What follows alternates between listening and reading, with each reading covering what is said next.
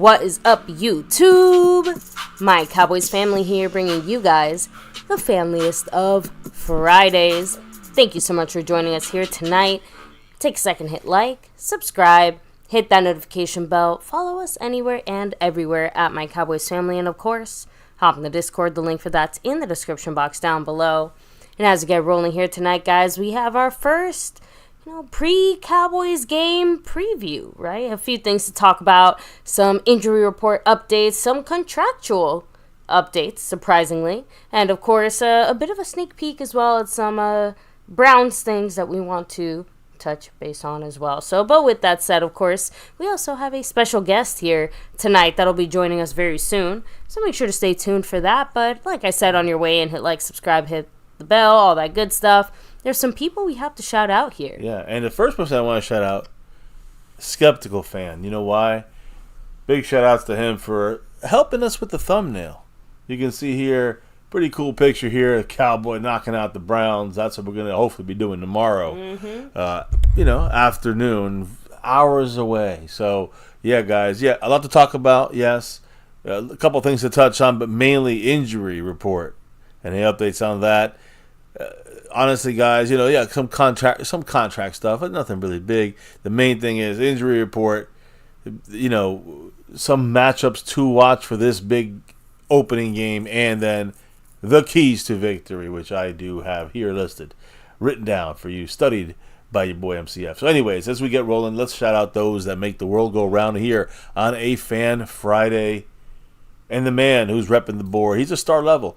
Man who's repping almost all the boards. It is Jet Lee 44. He is the sponsor of the week, but not just there. He's also the Cash App King. Big shout out to Jet Lee.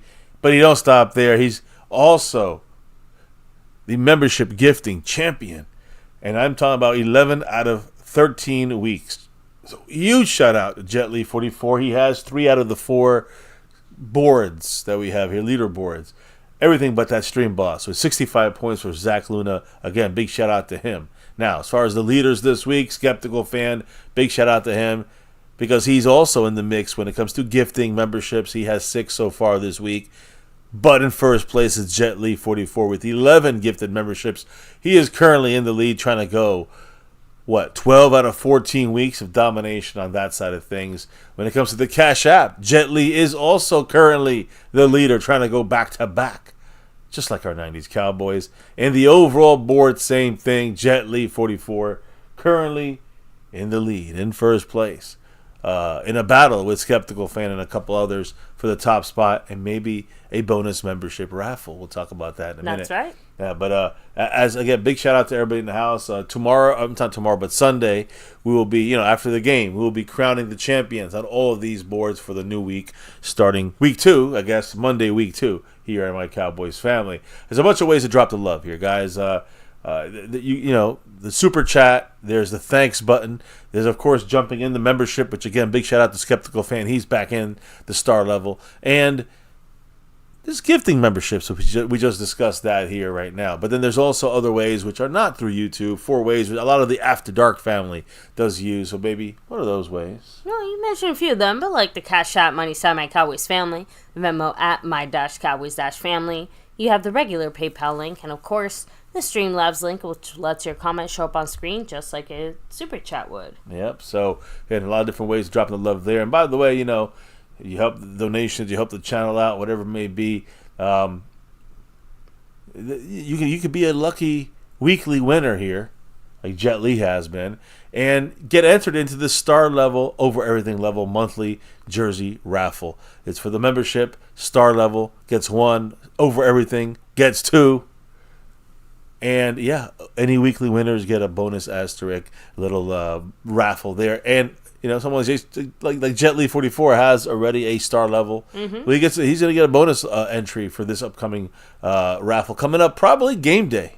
So stay tuned for that. I don't know if we have time or at the end of the game. But either way, maybe at the beginning of the game, we will raffle off one of these sewn and stitched jerseys, guys. Multiple choices. We even got multiple different players, old and new, but we even got rookie Tyler Guyton in stock. So a lot of things from the MCF store you might want to, be interested in picking out there. Different kinds of styles, old school, new school, era jerseys, right? So all that good stuff. We'll see, who wins it for the month of August, which we're going to do probably game day here against the Browns on Sunday afternoon. So stay tuned for that. It is Fan Friday, and it is time to shout out those silver level members as well as the star and over everything. Now, I think we don't have any over everything level members right now. We will be hearing from one tonight.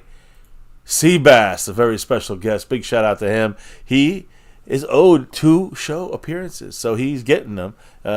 Big shout out to him. He will be on towards the end of the show. That's right. Or I say middle of the show. When we get done with our news, he'll jump on and give us his 2 cents on what we discussed and a couple of things that kind of been percolating this training camp. Yes. His views on that. But big shout out to silver level members like Justin Quarles. We got Dwayne Broussard, and of course the OG A. Lavelle, who is 50 months on the membership side of things. And then, of course, the star level members here like Marissa Sparkle, Skeptical Fan, LC, and hey, someone who just dropped a little love in there, Jet Li 44. That's right. Also star level membership. Much love to you guys. And again, like I said, Seabass in the over everything, not right now, but he's an over everything member here at MCF, My Cowboys Family. He is our special guest for tonight. So buckle up to hear from him. He always makes things, pop off here with his viewpoints and his thoughts. So big shout out to Seabass as well. Now, as you can see, those are the memberships. How to get into the monthly jersey raffle, whether it's the membership or a weekly winner. But I want to find out who's in the house to discuss our Dallas Cowboys and this upcoming game kicking off the 2024 Cowboys NFL season. I can't wait to get into this tonight. Keys to victory, matchups to watch, and more. But baby, who's in the house to discuss this with us tonight? So first, let me shout out the man Juan Rodriguez. What's up? Hello and hi. Jet Li 44. Much love to you, of course. Yeah. House Nelson in the house. What's up? Hope you're having a great evening here. Juan Carlos. Hello and hi to you. Asmodeus representing. Salute to you as always. Skeptical Fan, by the way, who said Saquon looks like he's the only playmaker. It was a rough evening of football, unfortunately. So, let me keep rolling here. Lil Das Cowboy, what's up? Lord Nova 85, repping it here as well. Now I shout him out, but Skeptical Fan always stays skeptical. Freedom First did manage to sneak in first here. I'm seeing he's second, actually. Freedom First? Asmodeus was first, if I'm not mistaken. Oh, that's right. There we go. It didn't let me go that far back. So, thank you so much, Asmodeus, for repping it first here. First one in the house. All good. So, also, I want to shout out the Cash App King, Jet Li 44, not just for his drop right there in the Super Chat, but also a dollar holler in the Cash App side of things as he takes a little bit bigger lead over there in the Cash App side, trying to do the full takeover thing once again, or at least 3/4 of the takeover right now with Zach Luna after Jet Li's dropped 63 points over there. But the king of the Cash App, Jet Li, dropped another dollar and said, "Go Cowboys!" Always. So big shout out to you guys in the house, hitting that like, subscribing, that notification bell.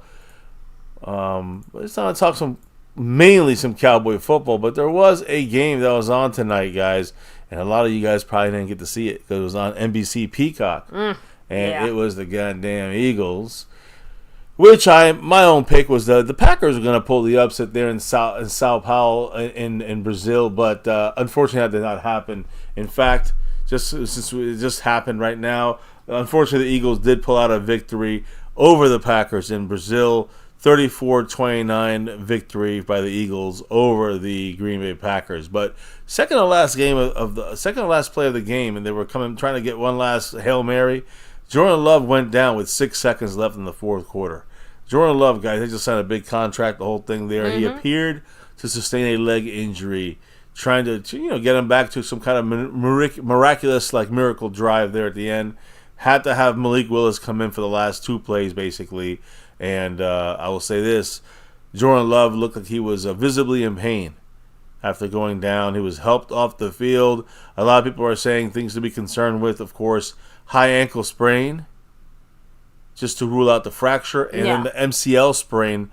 These are the best case scenarios here. If it's anything more than a sprain in the MCL, it's probably a tear. He's probably gone for the year if it is that way. They were criticizing of the field conditions in Brazil, that they said it was very slippery at the Neo Quimica Arena in Sao Paulo, which again was hosting the NFL's first ever game in Brazil. That was very heavily criticized, the slipping and sliding and falling and injuries and all that stuff. Matt LaFleur from the Packers, trying to provide an update on Jordan Love. He said, quote, "I don't know." So Packers won the turnover battle against the Eagles, but again, the Packers committed 10 penalties. So and Barkley, like you said, who said about Saquon being the only playmaker? Saquon Barkley put on a show in his debut with the Eagles. Signed that 3-year contract. He had 132 scrimmage yards, scored 3 touchdowns. Obviously paying dividends for the Eagles kicking off, their season. But again, they overcame the 2 first quarter turnovers and escaped with a narrow victory over the Packers. Unfortunately, our hated rivals, the Eagles, got by the skin of their teeth, got by the Packers in Brazil. Just to give you the update on that side of things. Any quick thoughts on that game right now that's been played, or anybody in the comments? Any thoughts on the Eagles? Honestly, I just think the whole experiment is a bit of a weird little failure, just because, like you said, so many people couldn't even watch the game today, and there was all sorts of other weird situations and obstacles. But from a football perspective, I'm gonna assume that the NFL sees it probably as a success. Right? So, and Cameron said, someone said that his knee popped? Yeah, I mean, it didn't look good. Definitely in pain. Like I said, some kind of ruling out fractures, possibly MCL sprain. Of course, it could be worse than that. We'll know more, I'm sure, tomorrow. I don't think they had the equipment to check it out tonight. So, they got to wait to do that, kind of check into that more tomorrow. Just a really unfortunate situation there. So, thankfully, no one for the Cowboys. Caminaz. Hopefully I said that right. So, O.S. Tyler said, "I'd be surprised if we even make the playoffs this season. I hope you're wrong, only for our Cowboys' sake." It's going to be tough this year. I mean, there's a lot of questions. I will say this. If our rookies, and we have 4 of them starting against the Browns, if our rookies step up and these other guys that, are second, third year guys, they do that little more stepping up for them, we'll be in the mix for sure. I think we'll be a playoff team, but outside, if we have collapsing, rookies on the offensive line like Guyton or Beebe or both, the offense is going to struggle. You know what I'm saying? And defensively, as long as we pick up Zimmer's scheme, we'll be fine. But if we don't, we're going to struggle. So those are questions got to be answered. We got to still see what happens with the Cowboys going forward there. So, Skeptical fan said Eagles had no pass rush or run stopping ability. Yeah. Important stuff to keep an eye on when we play them. But we can definitely take I think the Eagles do not look that good. Let me put it that way. Not that the Packers are bad. We got our asses whipped by them in the playoffs, so we can't talk that much shit. They really should have beat the Niners, honestly, and get to that championship game. But the truth is, Eagles look like shit, I'll be honest with you guys out there. Not that good. I think a team that's very beatable. And I think our Cowboys can beat them, especially, divisionally speaking. Even if we're not that good, we can still handle the Eagles, the Washington Commanders, and the Giants. So we always do well against them, even when we're average. And I still think we're above average this year. 9, 10, 11 wins at most. I think for us right now, anything more than 11 would be like bonus and be like, wow, okay, we surpassed, the kind of expectations and overcame probably some of these bumps and bruises of not improving during the offseason that much, and taking the cheap way out, the Jerry Jones all-in cheap way out, and then if we got 12 wins, we overcame all that stuff. So let me see. Now Jet also said both teams looked like shit. Yeah, I agree. House also said their center sucks more than the last one. So, a skeptical fan also threw out there, the Eagles look like how the Cowboys were when we first got Ezekiel Elliott. Interesting. Well, we'll be seeing them in about, week 10. So, long ways away. Now, I do want to get to financials. All right. And not the leaderboard here on MCF.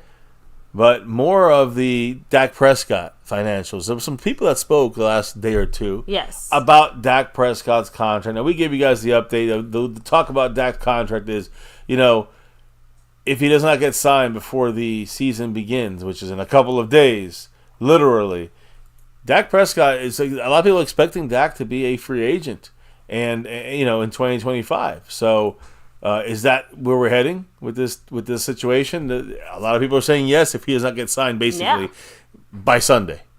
That's what I'm hearing. So, again, and I think that's just what we're hearing. It's kind of like part of the negotiations.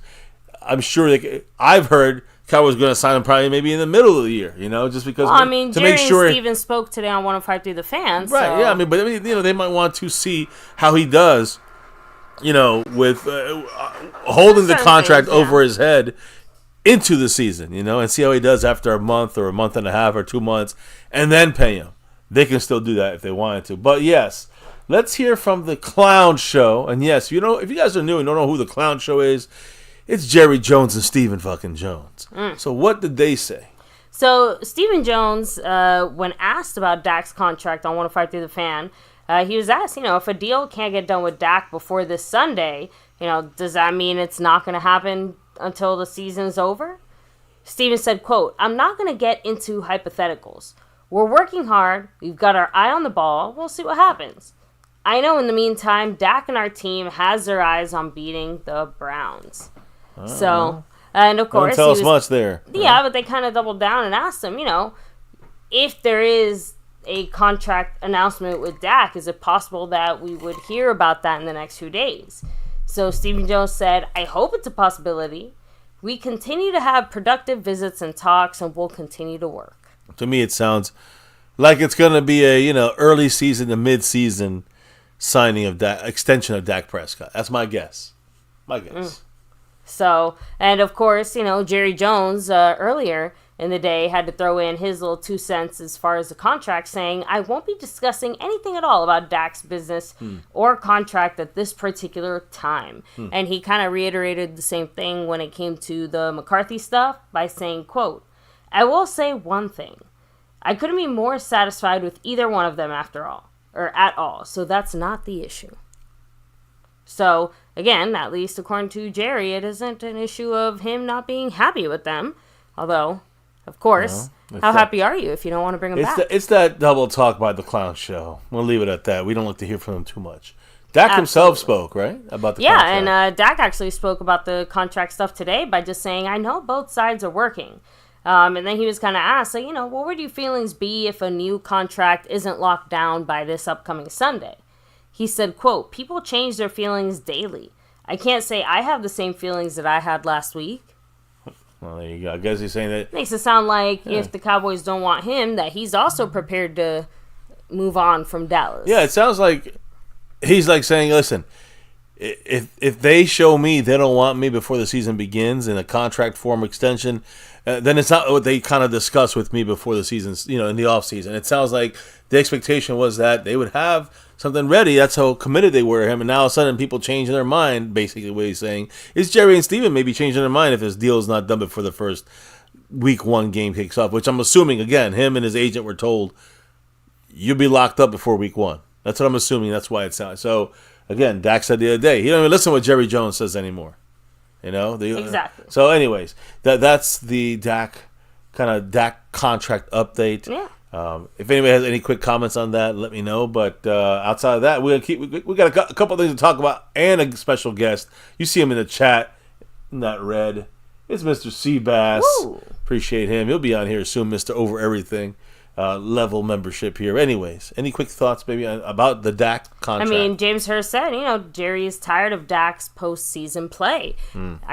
Let's be real. If you put together all the comments he's made, that is clearly the thing that sticks in his craw, because there's no denying Dak during the regular season is absolutely a winner. I think the last time we went been live, consistently playing and winning anywhere from 10 to 12 games on average every single season. Well, him and, like I always say, the team, yeah. Whether good or bad, I always like to say the team, because people like to blame Dak for everything. But we're talking about Dak's contract specifically, so, the he's team helped the team get to that Dak 10, 12 wins, but no postseason wins. And, not that many postseason wins. And the thing you had brought up, I think last time we went live was that Jerry Jones's quote kind of implied that it's about the postseason. That's what you had said. I mean, yeah. So, and then, by the way, sorry, Cassie Stewart, shout out to you as well.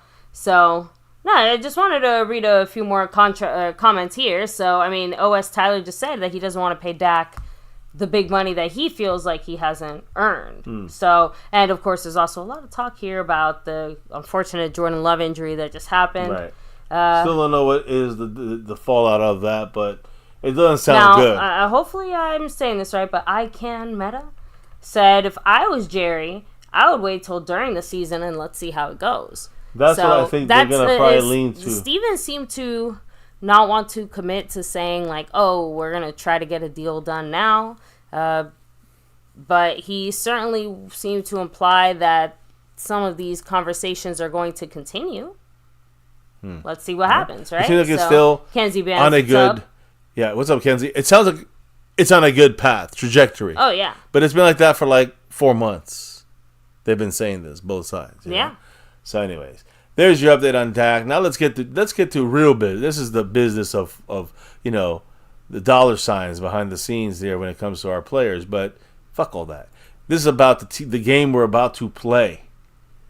And I got to get to the injury report. Okay, that's number one here. So what's the injury report? The first game status, I guess you can say, of the week, of all 3 injury reports.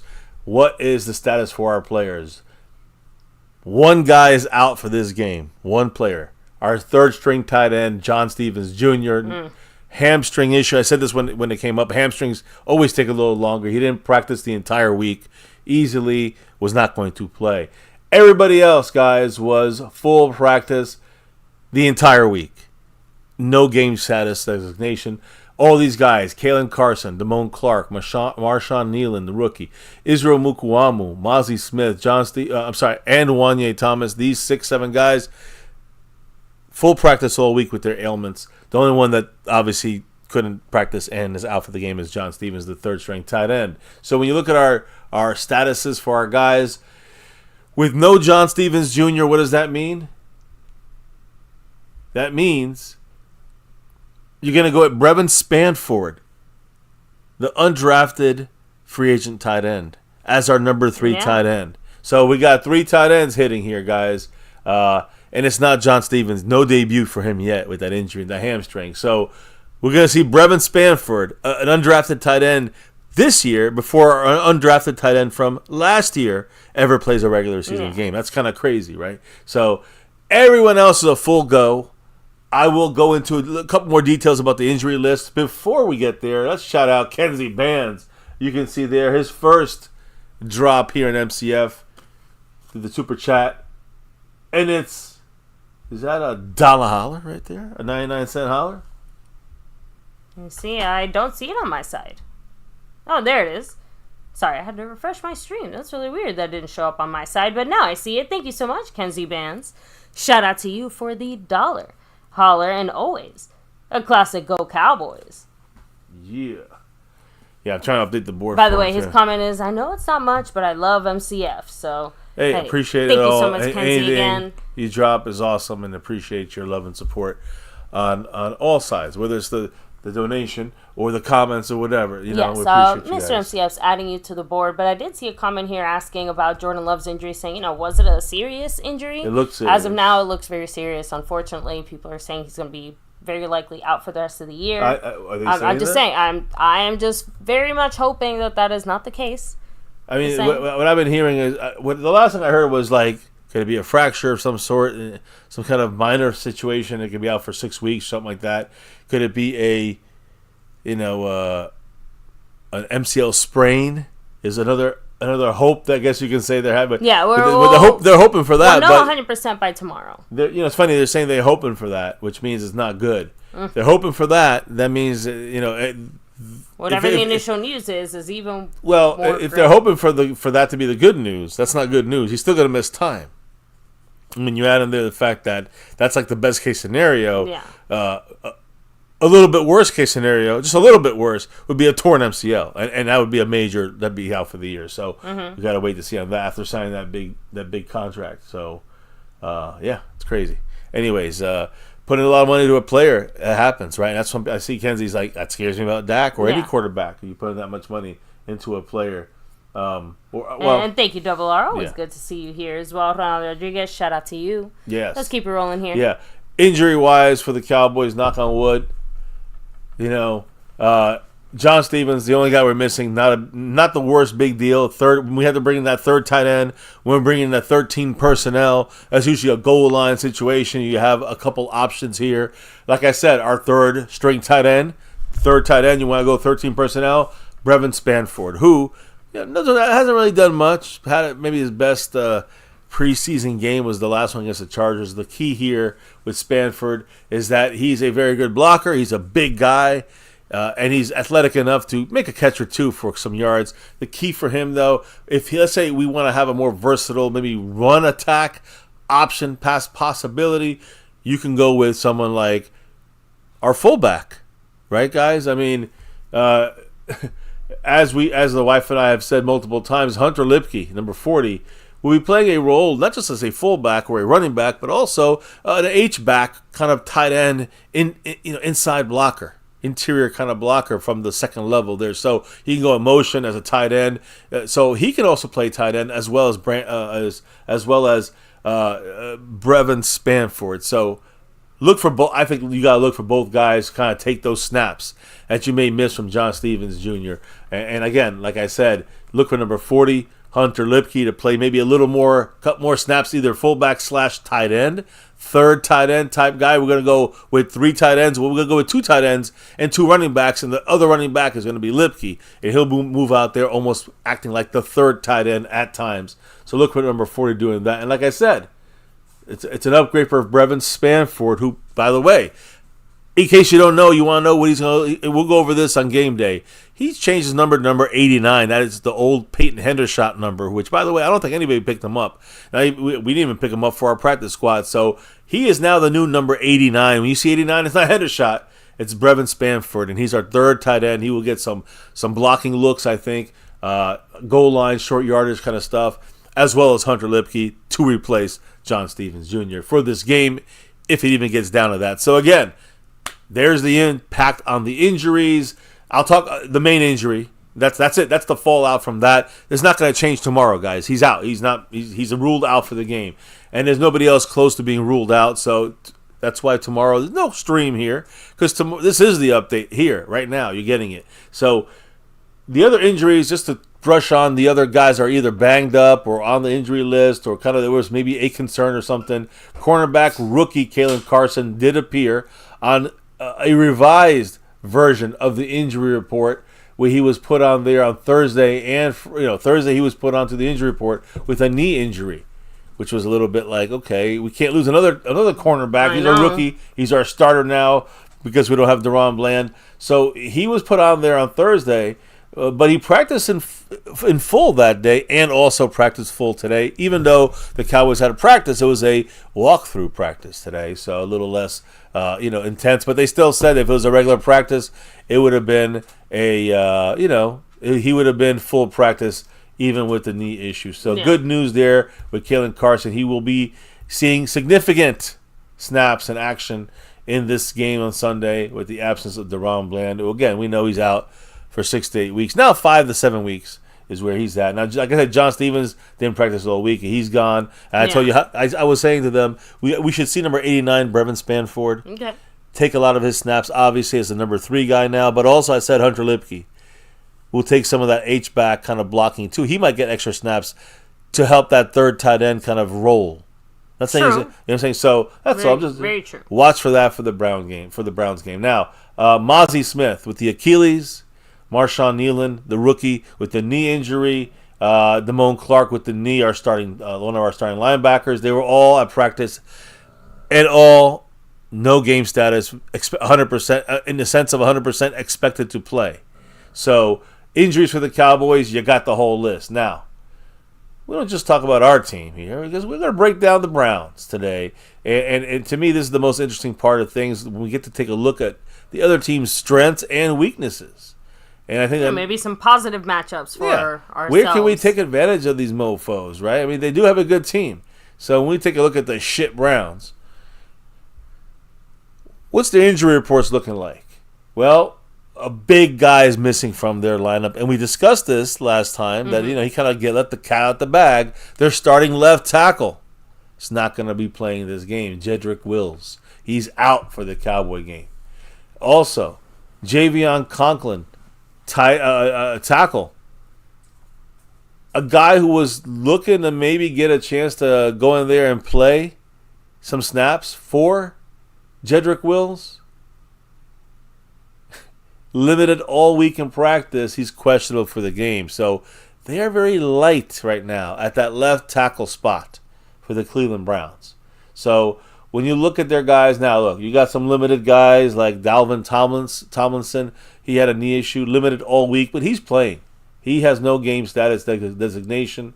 All the other guys, whether they were limited some of the week or full, some of the, they all finished up full at the end of the week here. Alex Wright, edge rusher with the elbow. Nathaniel Wilson, linebacker with the quad. Like I said, Dalvin Tomlinson was limited all week, but he has no game designation. Jeremiah Owusu-Koramoah, which is, of course, JOK. He also was full practice all week with the Achilles. With the hand injury. You get Quentin Jefferson with the defensive tackle, limited most of the week, but full practice today with the Achilles. Jerry Jeudy, the wide receiver with a knee, full practice all week. Maurice Hurst, kind of limited, along with Jordan Hicks on defense, the linebacker. Both these guys were limited all week. Calf and hamstring. Full practice today, no game designation. So again, guys, the only players they have, guys, that are out or questionable out for this game is their starting left tackle, Jedrick Wills. Major loss for them. And then one of the guys expected to back him up, also questionable, banged up for this game. So they are in trouble at left tackle, which is going to be one of my keys to victory, obviously. I was going to say, that creates a huge opportunity for the D-line. For sure. So now, when you look at these injuries, his presumptive initial replacement was Jack Conklin. I'm sorry, again, I say Jack, I think Javion, Jack, whatever his nickname may be. Conklin, he was the backup. He's the guy expected to take over. He is questionable. So that is something to obviously eyeballs watching that situation. And just so you guys know, if for some reason, Jack Conklin can't play, Javion Cohen has issues. Conklin is actually the right tackle starter, so they got both their guys are banged up right now. But James Hudson III, DeJuan Jones, those are the backups right now. They're going to be stepping in for Jedrick Wills. All right, Jedrick Wills, he's their starting left tackle. That's a major blow for them. Cowboys must take advantage of that. Now, I want to talk about some matchups. I don't know if anybody has any thoughts, but we're going to keep rolling here. So I have some thoughts about matchups for the Cowboys. House Nelson did say, finally a logo that makes sense for the Browns. I have to agree. If you do have a membership of any level, you can put down that shitty Browns logo. Amongst others, of course. Yeah, 4 other shitty Brown logos there for you to troll those Browns fans. And there will be some that pour in here in a couple of days on Sunday afternoon on game days, so make sure you use them wisely in the membership there. So, I talked about the other day, the last decade of our opening games, we've lost 7 out of 10. The only 3 we've won, they all been against the Giants. We did lose one against the Giants, which is Dak's rookie year, the opening game. But then every other time we play the Giants in week 1, we beat them. No, we don't play anybody else we've ever played in the last decade in week 1. We've lost to them if it's not the Giants. So we're playing the Browns.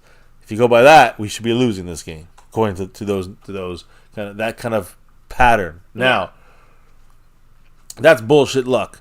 That's whatever. I don't care. Throw it out the window. Let's talk about some matchups. Now, this is not keys to victory, but these things are going to help us win. Matchups to watch, and I'm going to explain to you how important they are, guys. These things can swing the game in one direction or another. Could be a reason why a team wins by a point or loses by a point. You know what I mean? So, we always talk about the trenches, but before we get there, let's start with some advantages we may have here at quarterback. against this defense of the Browns, which is a very good defense. So you look at the Browns' defensive front, one of the best in the league, right? When you look at their linebackers, they're good. But really it's about the secondary. Can we take advantage of the secondary? You have Myles Garrett, number 95. He will be the guy breathing down Dak's neck the whole game. On the other, I have an unfortunate feeling that they will probably meet at least once or twice throughout this game. Remember, rookie Tyler Guyton. We're going to talk about that too. He'll be covering him, blocking him on the left side. I know, but I respect Myles Garrett too much to think that we're going to be able to stop him indefinitely this entire game. The other side is Zadarius Smith, another guy who's given us problems in the past. Then in the middle, Shelby Harris at the interior defensive tackle, and Dalvin Tomlinson, interior run-stopping monster inside there. So, really, a really good interior guy. Nothing to sneeze at there. Yeah, linebackers, they got GO, which I've always liked from college. Jordan Hicks, who, again, I talked about last year, he would have fit our defense pretty well. And, again, they kind of go with Devin Bush, who's like a undersized, from formerly of Seattle at linebacker. Those are their main guys they got there at the second level. In the back end, Denzel Ward at cornerback, one of the better guys out there. Greg Newsome, the nickel cornerback. He's going to go up against CeeDee Lamb. We'll talk about that in a minute. And Martin Emerson is the other corner. I think we could pick on him as well. You go to the safeties. They go with 3 quarters, 2 safeties. They got Grant Delpit. Remember him from a couple of years ago in the draft. And Juan Thornhill. Remember him from Kansas City. Also a guy we had a chance to get in the draft and let him go. Those are their starters on defense. Of course, they'll have some rotational players in the mix. But let's talk about Dak Prescott. How will he handle this situation? Dak Prescott earned the highest completion percentage, 66%. And the second most yards per pass attempt, 8.8 yards per pass attempt. Second most. Both these things, he did this. Highest completion percentage and second highest pass yards, per attempt. He did this against man coverage. These numbers are against man coverage. Among the quarterbacks that qualified last season, the Browns are going to play a lot of man coverage. You want to get a little view of what the way we can take advantage. Dak, when he sees that man coverage, attack. That's going to, unfortunately, that will depend a lot on Dak's read specifically. Like, McCarthy can obviously help, I guess put the thought in his head or whatever, but that's a lot. I'm just saying, like, we're relying on Dak to be able to make that. The proof is in the pudding already, though. He did it last year. Okay. Last year he was second best against, per pass in man coverage. Okay. When he sees man coverage, he gets 8 to 9 yards a pass. That's great. His percentages, completion-wise, almost 67%. When he's playing man, when he's getting man coverage. Browns do a lot of man coverage. The Cowboys can take advantage in general. So they should still work in our favor. The Browns defense allowed the lowest completion percentage, 45.8%, and the third lowest yards per pass attempt when in man coverage last season. So even though we did great against man coverage, when it comes to completion percentage, when it comes to yards per pass attempt, we're getting 8 yards. They're only allowing 5.6. They're only allowing 45% completion percentage. We're getting 66. So something's got to give here. Their defense, our offense, who's going to win this battle? Maybe we split the difference and meet somewhere in the middle, too. I don't know. Either way, though, you can see it's not. These are matchups. You're seeing how we have kind of an advantage in some ways, and they have an advantage in their own way on their defense. We have it on offense. They have it on defense. These are two powerhouse kind of situations meeting. Cowboys offense, we need a man coverage killer.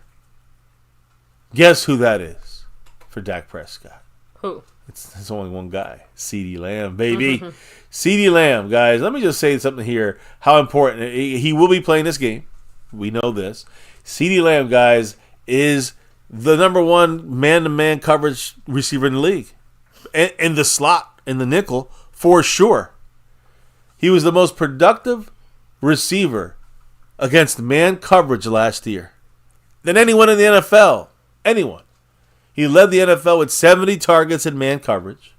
He caught 49 of those. He had 794 yards in man coverage. That was 132 yards more than any other receiver in man coverage.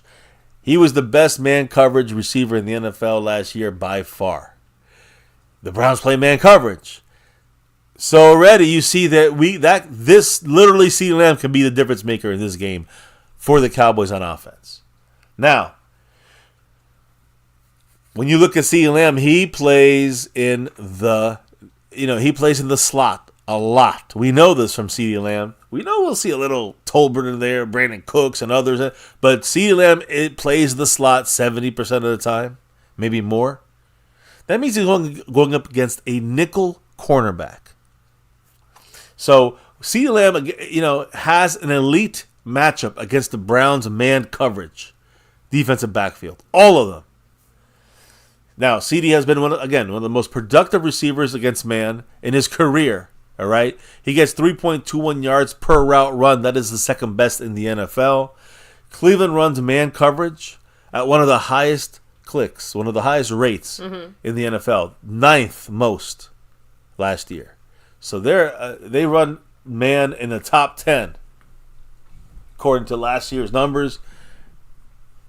CeeDee Lamb is the best. I'm guessing the point is that the numbers will probably be somewhat similar, and then CeeDee Lamb will continue to be the best in that area. And the key here is now let's go to the matchup. That's just the overall. Like we looked a little bit of Dak against he does very well against man, but the Browns have a very good man defense. But their weakness is against someone like CeeDee Lamb, who is a man coverage, a killer. And who is he going up against 70-80% of the time? It's going to be their slot cornerback. And I mentioned his name, Greg Newsome II. Greg Newsome, let me just say something. Denzel Ward, very good. He's on the outside. CD might be on him there at times. I think when we go against Martin Emerson on the outside with CeeDee Lamb, that's an advantage for CeeDee Lamb. But when you go into the nickel corner, when you go to the slot and you have the nickel corner, Greg Newsome, who is, by the way, number 0. So that shouldn't be hard to forget. That's the matchup I'm looking at. CeeDee Lamb versus Greg Newsome, the nickel corner. When CeeDee Lamb is in the slot, he will be probably going up against Greg Newsome. And if they're in man, CeeDee will have a big day. Dak was asked last week about the rhythm he has with CeeDee Lamb, who missed all training camp before signing that massive extension. Dak said, quote, "We've had 3 practices. We're good to go." So as long as that is accurate, Dak and CD should hook up in man coverage. And several players have already mentioned, going to Dak's house, working on their skills and stuff like that. But this is something that Dak and CD specifically have been doing for a while, almost since I feel like the day that we drafted him and brought him onto the team. So already was dipping his toe in some of those artistic pursuits. CeeDee Lamb, his ramp up back to the field with the Cowboys continued this week. And yes, Jet Li, CeeDee Lamb is absolutely the X factor. Yes, he is on offense. Now McCarthy said he expects Lamb to be, exactly where he needs to be on Sunday and ready to go. Can't be worse than he was in Green Bay the last game in the playoffs, so he was lost for the first half. But if he could pick up, where he left off as far as the season is concerned, he established new franchise records in a single season and in yardage. You got to look at the matchup against Cleveland's slot corner, Greg Newsome II. Number 0. All right, here is where we have a huge advantage. Lamb last year spent the majority of his time, 57% of the time, I said 70, 57% of the time coming out of the slot. Now, I will say this, in the years previously, he's actually played the slot even more often. So last year was the least amount he played in the slot, but he still played it a lot, almost 60% of the time, taking snaps from the slot position where he would be matched up against Greg Newsome II. That's where he spends the majority of his time, Greg Newsome. Newsome, when you look at the PFF numbers, the analytics, he allowed 454 yards and 39 catches against 67 targets from the slot last year. Just average numbers in the slot. So if CeeDee Lamb is ramped up and ready, connected with Dak like they say they are, this is where the Cowboys will thrive, I think, in a matchup in the slot with CeeDee Lamb versus Greg Newsome, number 0. So I'm just throwing this out there. I hope my guy Seabass remembers some of what I'm saying, and if he has his thoughts on what some of the keys may be, some matchups to watch. But I know another matchup that we are watching fully and very closely against the Cleveland Browns. It's the rookie battle here, and it's not again Cooper Beebe, his snaps, all that's important, but we know we have to really keep an eye out for Tyler Guyton. He's number 60. Tyler Guyton is going up against Myles Garrett. The matchup that we've been talking about for months. It was going to be Udoga was going to be starting. Well, that changed quick with his injury, and now we got Tyler Guyton thrown right into the fire. Here it goes. Rookie first-round pick, starting at left tackle against the reigning Defensive Player of the Year in Myles Garrett, number 95. Trial by fire. That's the obvious description of this. Guyton has looked like he is definitely capable, though, of at least trying to face this first immense challenge. He's made the switch pretty smoothly as of right now from the right tackle spot to left tackle. And he's gone from a potential project, remember at the beginning of the year? Now he's a no-doubt starter.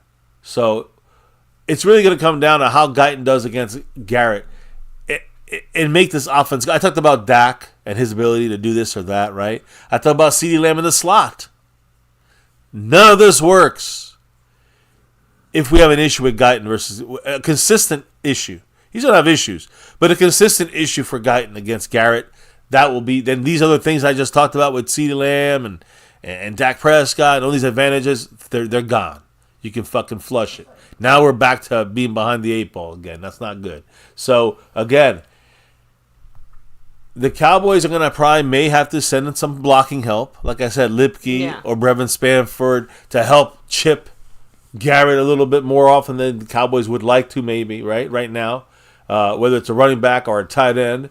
There'll be plenty of times, though, it's going to be just Garrett in space versus Guyton. It's not going to get any help. How Guyton face, how he... G's. Yeah, G versus G there. The young G versus the old G. Or the established in his prime G in Garrett. But how Guyton could be the difference in a season opening win or loss for the Cowboys. Listen, as we know, Myles Garrett is arguably the best pass rusher in the entire league, has the ability to ruin the Cowboys all by himself, the game plan, especially, of course, if number 60 cannot hold his own. As far as matchups go, this is probably the most important one. The man Seabass said agree. Test to see if Guyton and BB have that dog in them. It's not the size of the dog in the fight, it's the size of the fight in the dog. It's going to be crazy, As two rookies, we're not expecting perfection, but, we do want and need to see them holding their own, right? Yeah. They can't completely fail here. You kind of said this, I think, on our last live stream. We have 4 rookies who are going to be contributing in a huge and heavy way this season as of now. Yeah. So they kind of have to trial by fire. The thing is, when I look at it, it's not just trial by fire. It's the fact that week 1, number 60 is going against number 95. I know. Who is Defensive Player of the Year and probably the all-around pass rusher of the league, Myles Garrett. And listen, when you're looking at BB, we can talk about his snaps and all that stuff, but he's going up against Shelby Harris and Dalvin Tomlinson. These are some big-ass guys in the middle. He's going to have to be ready to go. Now, he has that power that Biotish didn't have. So we're going to have to good test for both these guys in a very difficult, really, truly difficult matchup, let's be honest. So, rookie-wise, that is something that I'm obviously keeping my eyes on the offense. Now, listen, a little offense, special team situation. But let me start with, I'm talking about our offense. Let me finish with the defense of the Browns. The percentage of opponents' plays last year that went for 0 or negative yards. Top 10 list, at the bottom, the Saints at 10, the Lions, the Steelers. Number 3, the Dallas Cowboys for our defense. We had 35.9% of our plays on defense. We allowed 0 or negative yards. That is fantastic. But the Browns were number 1, 6% higher than us. Number 1 with the Ravens, number 2. The Browns, 41.3% of the time. they allowed 0 or negative yards for the opponent. So that is that's scary. Again, we're not too shabby ourselves. Let's remember that. But so when you look at this situation, you want to get some big plays. How do you use someone like Kevontae Turpin? I think Turpin is another little hidden gem. The Cowboys want to use him a lot more. Number 9, he's going to be used in some plays. He'll maybe get 10 or 12 snaps on offense.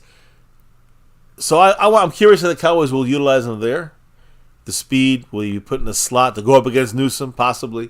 But I also want to talk about Kevontae Turpin versus the elements in Cleveland that's going to make the kickoffs hit in the place where he's going to be able to, in that landing zone, where he's going to be able to have a couple of returns in this game.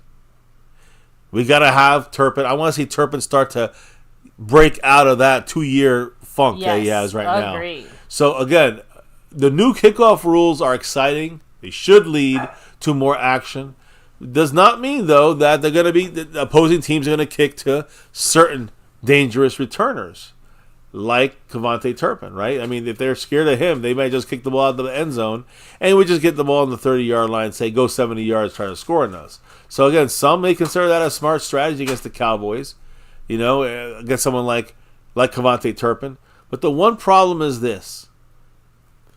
If the kicker cannot kick the ball that far down the field into the end zone because of, let's say, some wind, which, by the way, Cleveland is going to be a kind of a windy day there. So if you're kicking off and you're the Browns and you're kicking off to Turpin and you're kicking off against the wind, you may actually either do two things. The ball falls short, and then guess what? You get the ball on the 40 if it don't fall into the 20-yard line or behind that. Or it's going to fall on the 10 or 15-yard line. We're going to get a great return, a great opportunity for Kevontae Turpin to get a nice return there. That's going to go past the 30, maybe past the 35 or 40 or 45, 50.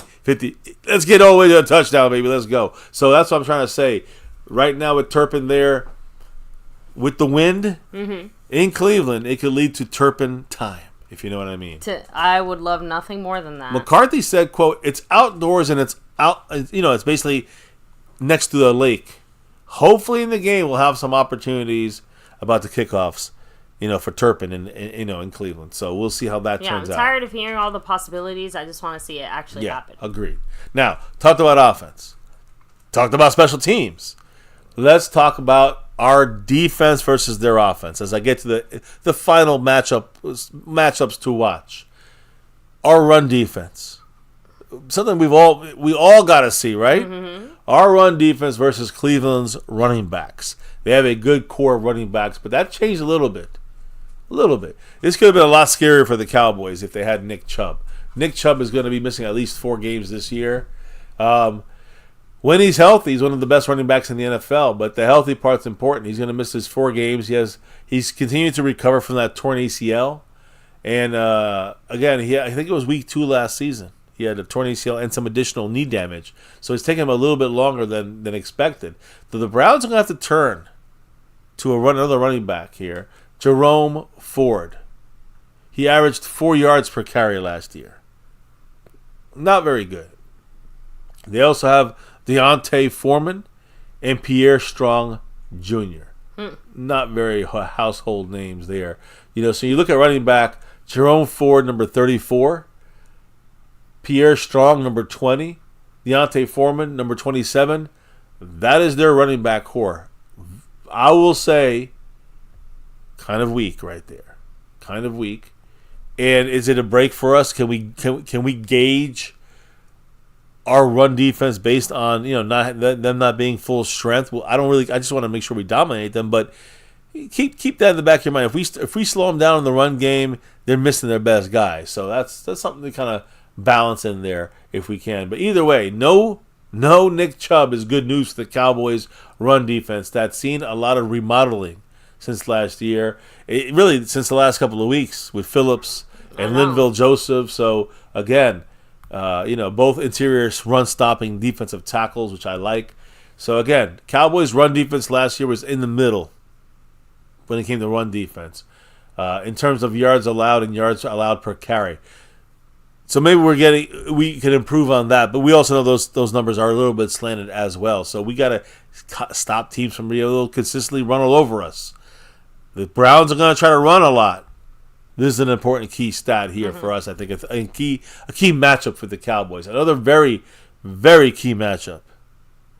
Back to the rookie side of things, guys. Let's go again. Here he's number 41, but he's going to be number 21 in the field. Kalen Carson. You know he's going to be playing a lot? Amari Cooper, former Cowboy. So again, now look, I want to say there's going to be a lot of talented rookies against a rookie versus talented veterans. A lot of these matchups for the Cowboys in this game. I talked about Cooper Beebe and Tomlinson. Really talked about Guyton and Myles Garrett. Now we're talking about rookie Kalen Carson, number 21. Getting thrust into a starting role, because DaRon Bland's injury. Going up against Amari Cooper, who we gave away for a fucking low 5th-round pick. So, Carson was very impressive through training camp, as we know. Going up against Cooper, who, again, is a 7-time Pro Bowler. Welcome to the NFL rookie. Now, here's the one thing I will say. The Cowboys are going to have Trayvon Diggs in this game. I'm here, he's going to be good to go in this game. Will they travel?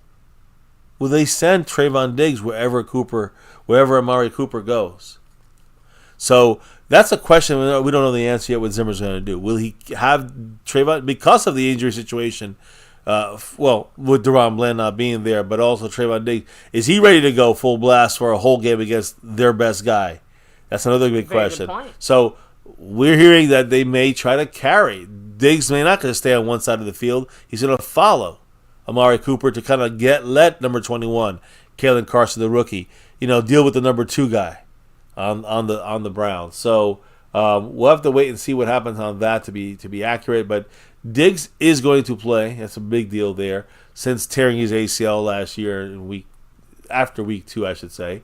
And if the Cowboys, again, if they do travel Diggs to go wherever Cooper goes, that will help number 21, Kalen Carson, the rookie, take some weight off his shoulders. But either way, he said he's ready for his debut. Carson has received, as we know, a lot of high praise this offseason. He's going to need it now against Amari Cooper when he goes up against him. So, again, another tough matchup for a rookie. Go up against a Pro Bowler. So, again, another matchup to watch. Now, kind of finishing up my matchups to watch, maybe, to me, again, I told you my offensive one is in the trenches with Garrett versus Guyton. You can't wait to hear what our special guest has to say about some of these things as well. Yeah, I agree, 100%. Seabass on the way here. But I wanted to say something else. I think the biggest thing is the trenches when it comes to, Guyton. He doesn't have to be perfect, but he has to be at least consistent enough to keep Garrett off of Dak. I agree. And disrupting the play. Micah Parsons is the same thing on the other side. Now with them missing their left tackle, Zimmer's defense, Micah Parsons has to be used properly. Now initially him versus Jedrick Wills, who is the starter but not going to start this week because he's out. It's kind of a similar situation now, even worse maybe, for the Browns when it comes to us having to deal with Myles Garrett with a rookie. Yeah. But they have to deal with Micah Parsons with a backup or third stringer. That's dangerous. So they're going to have to give their guy help as well.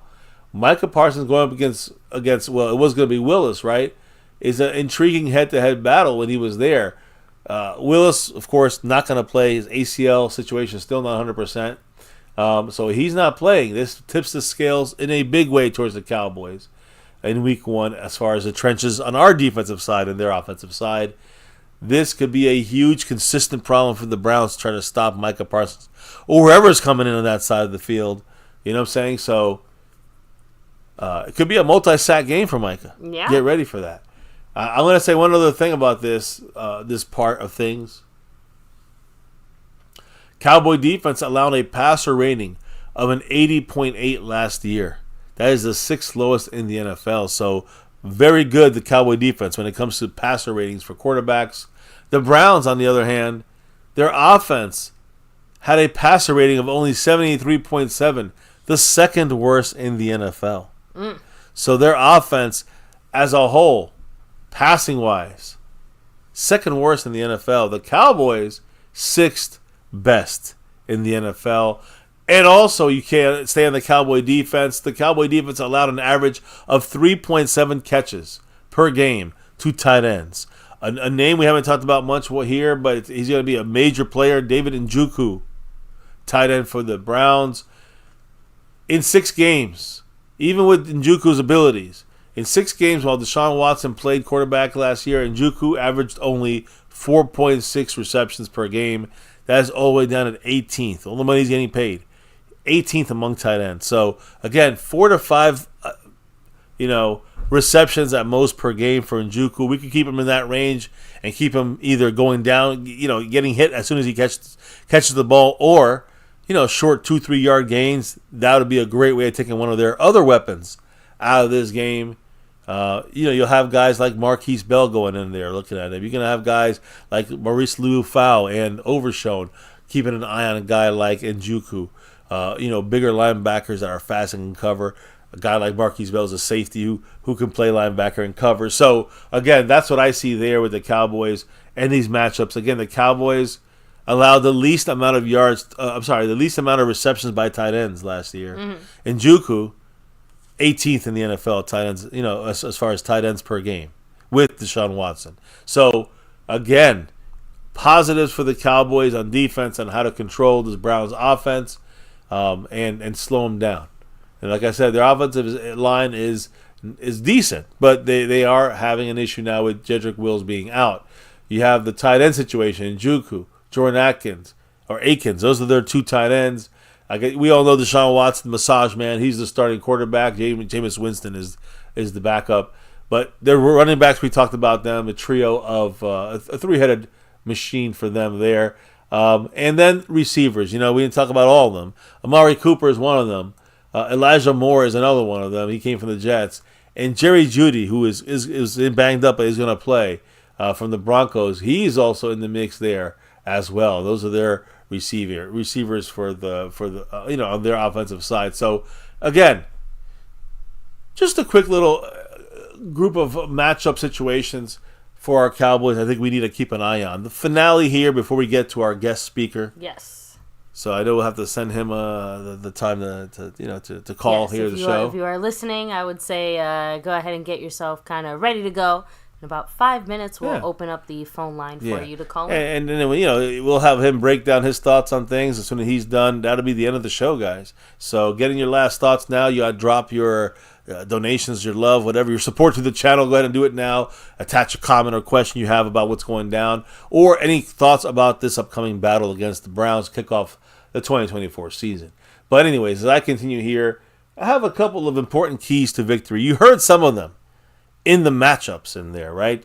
But overall for the Cowboys, the last couple of years with Dan Quinn, we are a turnover forcing machine on defense. Against the Browns, we have to force some turnovers. You go back to 2021, Dan Quinn came here. Cowboys have forced 93 takeaways since 2021.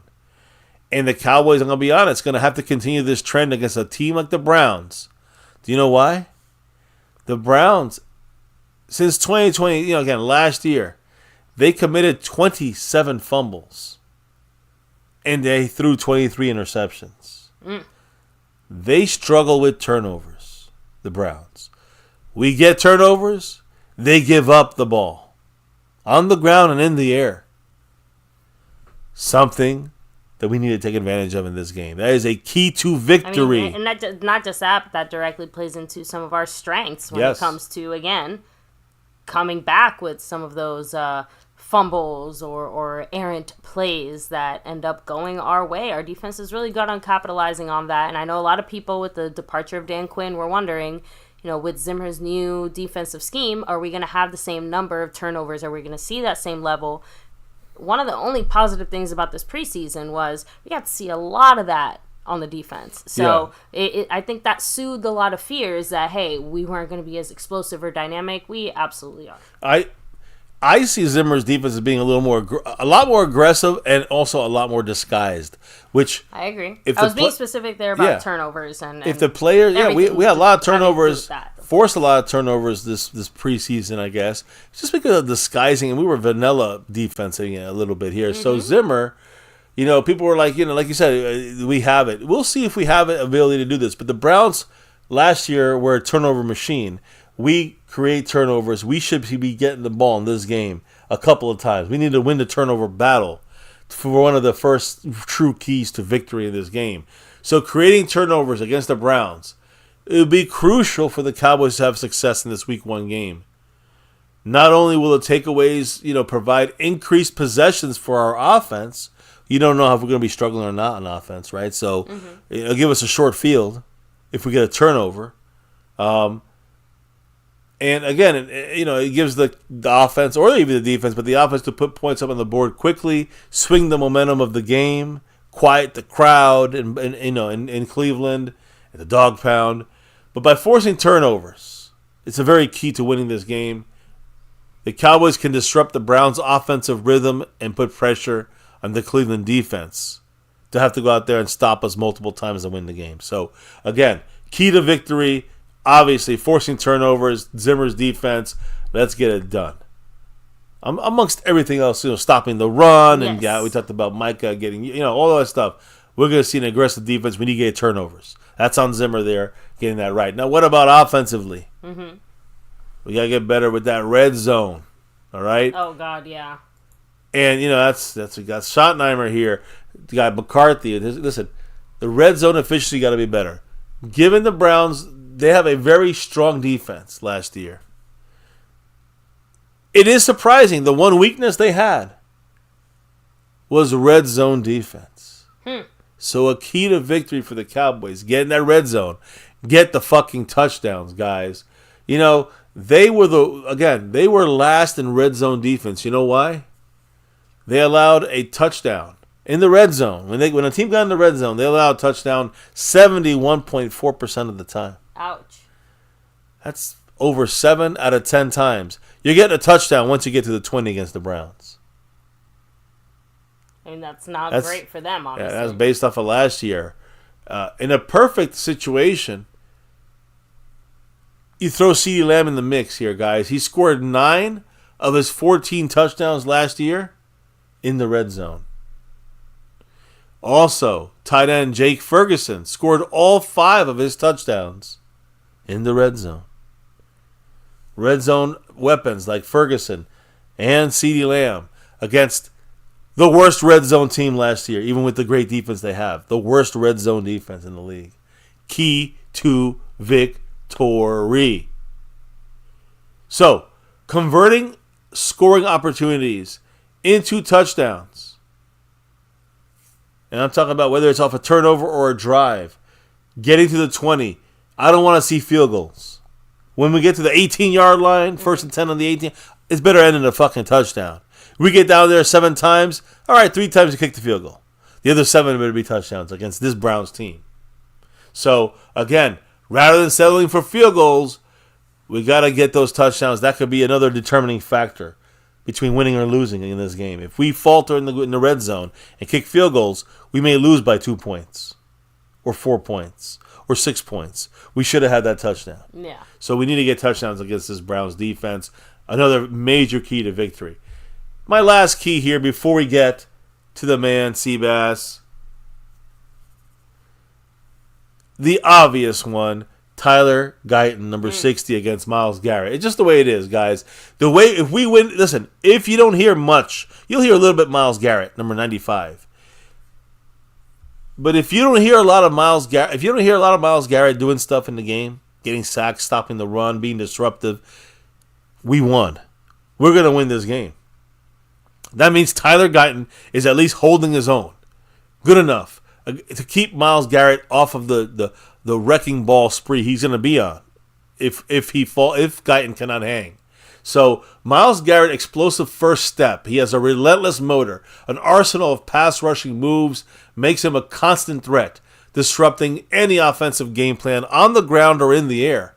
So we got a rookie against him now. Give him some help, in my opinion, but this matchup will be a true test of Guyton's technique, his strength, and his mental fortitude.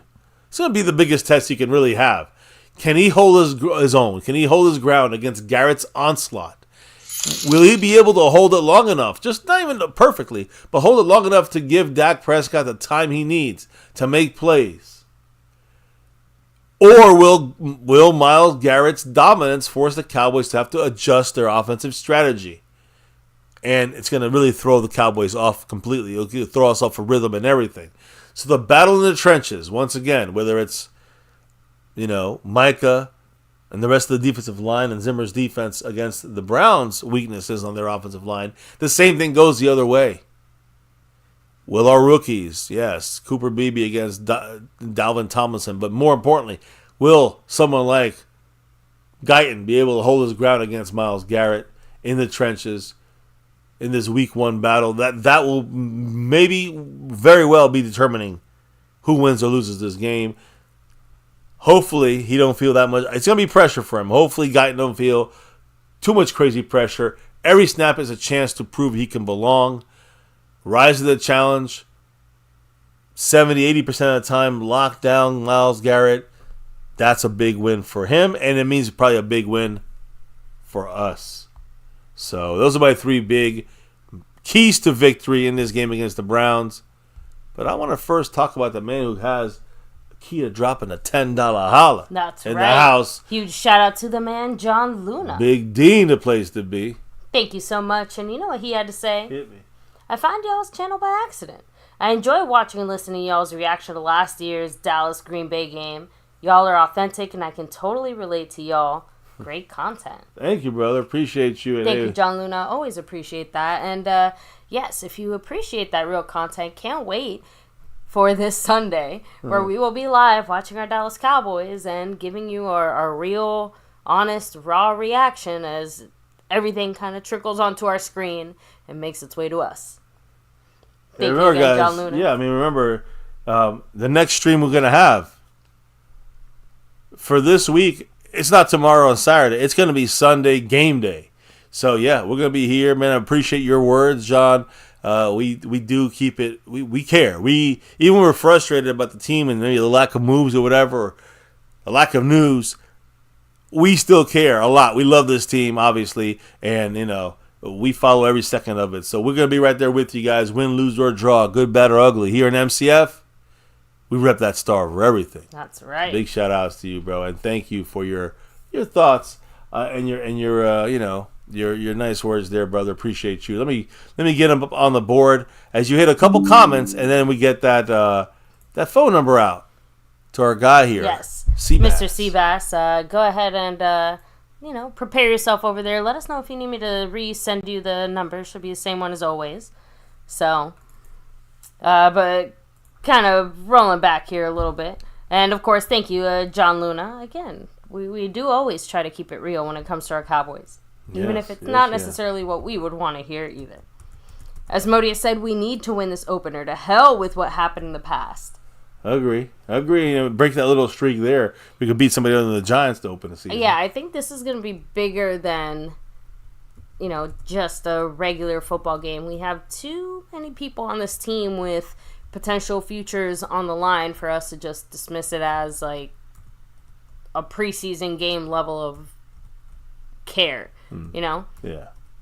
This is one of those games that hopefully doesn't, but could absolutely haunt us all the way to the end. If we don't do it right. Yeah. Oh, yeah. Yeah, for sure. Thomas Garrett said it. Defensively, the Browns are not good in the red zone either. As I was saying, defensively, they're the worst in the red zone. They allow a touchdown in the red zone over 71% of the time. So if we get to the red zone, we better be scoring. I don't want to see 3 field goals in the red zone 3 times. Touchdowns, at 3 visits to the red zone, we better score at least 2 touchdowns. That's 17 points I want to see up there at the very least against a very bad, great Browns defense, very bad Browns defense in the red zone. Oh, Cassie Stewart, by the way, thank you so much for being here as well tonight. Asmodeus, who, by the way, he said, I'm not giving a stinking Eagle no props. F the Eagles. All good. So, let me see. Mr. Seabass said, if Prescott performed like Hurts tonight, he'd be, and us fans would be, The same team, our same team would have been ridiculed mercilessly. Oh yeah, they would have never stopped talking how bad Dak is, how bad Dak sucks. You know how that goes. That's the way they always do it. So, kind of rolling back here a little bit. Let me see. You guys crack me. Sorry, I'm reading some of your comments to our friend Philly here in the chat, and I just thought it was pretty amusing. So, by the way, Dak Delusional Fan said, tough matchup with anybody on Amari. So, yeah, again, the one good thing, if you want to say that, is that we do still have a few players who are familiar with Amari Cooper and his play style, even if maybe they didn't necessarily play together. But the point is that, they can still pass on a little bit of that, kind of firsthand knowledge, maybe some of his inside tricks. So, let me see here. We kind of, we touched on Thomas Garrett's comment there. Let me see. By the way, John Luna said, not a huge fan of Dallas, but will tune in just for y'all's content. You even floated MCF's idea, but what about, the Astros to my Keisha? She's a huge baseball and knowledgeable, like your wife knows football. Hey, that's awesome, man. So, unfortunately, especially right now, we actually had to kind of dial back some of our MCF demands. We've had a lot of, personal life stuff, regular work life stuff kind of going on there, so... But yeah, that'd be pretty cool. I kind of figured Keisha was your lady there, Mr. Luna. So, Luna. Let me see. By the way, James Hurst said the NFL is a week-to-week thing. 1 week, you're happy. The next week, you're about to break your TV. So, it's a week-to-week thing. But, hey, when it comes to our joy and happiness, possibly. But, those weeks add up. And then once week 18 hits, well, you're definitely feeling some type of way. So... Mr. Seabass, again, the phone line is open and ready for you. Yeah. So I'm ready to hear from Mr. Seabass on, basically we got to talk with him. I want to make sure we on the same page, that we got to discuss how this preseason. How this training camp went. Yeah, because training we camp had and some preseason. Discussions and things like that. We had the offseason discussion. Thoughts on training camp, thoughts on our contractual situation. Yeah, the CD, Dak, Micah, whatever. And, of course... Week 1. Those are the 3 things I want to discuss with Seabass. Next time he comes on, I'm sure it'll be a week or 2 after this. We'll discuss how things are going. Yeah. By then Next we'll actually have, like I said, a game, or like you said, a game or 2 under our belts, so we have a better idea on how to evaluate this team. Yeah. So give us the call. Let us know. Speaking of, there he is. He's in the house. So let's get this going. Let's see. Let me make sure. Call from Seabass. To accept, press 1. There we go. We got the man Seabass in the house. What is up? What's going on, family? How you guys doing? Hey. So happy to hear how you did. And doing great, yes. You got back into town, so to speak. Seabass, there he is. In the house, man. Appreciate you always over everything when it comes to our Cowboys, and just happy to have you on. I know it took a little bit of time. I know our streams have been a little more space in between. You had some really great stuff going on there. You did great out there with the competition. So, hey, Seabass, we're just happy you can join us, and I cannot wait to hear your thoughts on our Cowboys and on those main 3 things we discussed here. This whole entire we discussed the offseason last time with you, but now we want to know about training camp and the preseason and what you're seeing from some of our players. I want to know about your thoughts on some of the contract stuff as well. I'm sure you're not going to be. I'm sure the whole contract clown show is the whole thing, but CeeDee Lamb getting done now. Dak still, who knows? Micah not even being looked at, and then of course week 1 against the Browns, kicking off the season. And what your thoughts are on things. So look, before we get to that, how are you doing, sir? How are you doing? Are you hanging in there? I'm doing great. I just want to say thank you for having me on the show. Appreciate you guys always having me on the show. Appreciate what you guys are doing. It's good to be back in the States and eating normal food again. I lost my competition, but I'll be back. Thank you for the congratulatory words. let's jump right into it. I'm doing great. How are you guys in the family? Yeah, we were saying, for us, we have a whole schedule change here on work side of things. The kids, one just going to high school, the other one is getting ready for college. So we got, we're doing a lot of driving all over the state, and so we've been busy as hell. That's why we've been a little lighter on the MCF side of things. But I have to admit, I am so excited for football to be back. We need it. We need it back. We've been busy with a lot of family stuff, good stuff, but I'm saying family stuff, work stuff. So, now it's time to do some Cowboy stuff. And so I'm excited, man. We are excited for the season, even if Jerry Jones lied to us about the all-in. So let's go ahead and start with the off-season. Let's be real. We've all gone through quite a few off-seasons now as Cowboy fans. Ooh. But damn, this one was especially depressing, I feel like. Shout out, by the way, John Luna in the Star membership. Wow. Ooh, way to go. Right there, John Luna. Much, John. Skyrockets to the top of the Star level there. Look at him go. Look at that family go. I love that. I love that. So, much love, John. Appreciate you. And drop those emojis if you got them. Yeah, but I'll let you take it away from there, Seabass. I mean, do you feel like this offseason was a little bit more, I don't know, draining than most, especially with like some of the weirdness from training camp and all that? Like, how do you feel about just, all of that and, everything that kind of went down? Yeah, good. I'm going to say, we know the Deron Bland thing, but the good, bad, and ugly of training camp. Rookies got to step up. What are you seeing from this team here as we're heading into week one? Well, for starters, I want to agree with what both of you are saying. It's not only been depressing. I understand why they have Black Friday and Cyber Monday now and Amazon Prime Day. It's when football season starts. So when your team loses, like a week-to-week basis, you're winning one week and you lose the other week, you go buy another TV. That's why they do it. They're not slick. So anyway, I've been kind of up and down with the team. Getting CeeDee Lamb done this late, it's a good thing.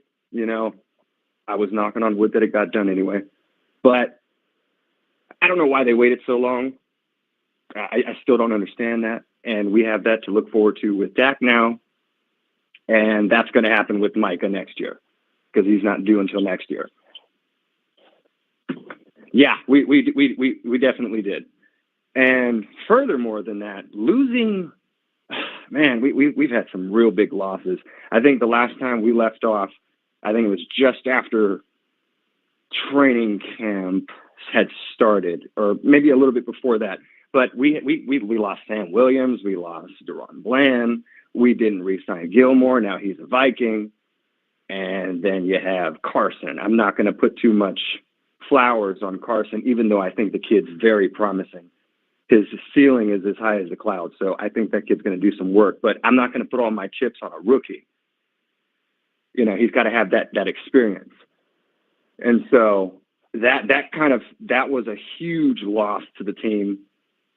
And so I'm just hoping that they can fill the void with what we have currently. But I also, I'm not going to sit here and fret too much because I know that we saw tonight with those E-girls that we are the division leaders. We saw that tonight. We can handle them. I agree. Our third-string quarterback is the starting quarterback for the Philadelphia Eagles. That's that guy. That's funny. Hey, he threw some picks in the end zone with Trey Lance did in preseason. But I'm sorry, I got carried on a tangent. I'll let you guys get back to it. I'm sorry. No. That's exactly what we wanted to hear from you. So, and it's funny because you brought up, some of your kind of general defensive concerns. I'm actually surprised at how not concerned I am when it comes to some of our defensive stuff. I think Zimmer has come in and established trust with not just our players, but I feel like our fan base relatively early on because of a lot of his no-nonsense attitude, so to speak. Point. So even with like the Deron Bland injury and a few other little things, like I'm actually more confident about our defense than I expected to be. I feel like the CeeDee Lamb holdout is a factor on maybe why I don't feel as confident in our offense. But how do you feel about the fact that, you kind of said it, we're going to have two rookie offensive linemen kind of starting? How do you feel about some of the progress that they've been able to make? Cooper Beebe didn't even wasn't even supposed to be a starter technically when he started training camp. He worked his way into that position. Yeah, you saw it from the Rams game. He took out most of the snaps at center, and he never looked back. You know, when in that battle for Brock Hoffman at center, and then Tyler Guyton, number 60. You know, kind of having to step in and be a quote unquote project to a starter over Chuma Edoga and looking good out there. Yeah. So, what are your thoughts? I'm just going to point out the obvious. The very mere fact that BB and Guyton are taking snaps as starters, I mean, that's pretty indicative of what their capabilities and skill sets are. Huh. If those dudes are walking into the NFL and they're pulling stunts like that, they got it. There's people that come into this league and you can tell either you got it or you don't. And these two guys just walked onto this field and took that position from other people whom are veteran and have longevity in this league. Granted, those folks may not be better as far as a skill set as compared to maybe BB and Guyton, but that still speaks volumes to what they're capable of doing. So I think that that's amazing that both of those guys were starting, like MCW alluded to just now. He wasn't even supposed to start. Agree.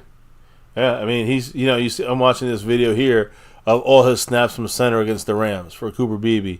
And he just was really good passing off defenders, you know, getting the signals, kind of the cadence from the quarterback, communicating with the offensive line, and doing a great job there. The only thing we were worried about is his snaps.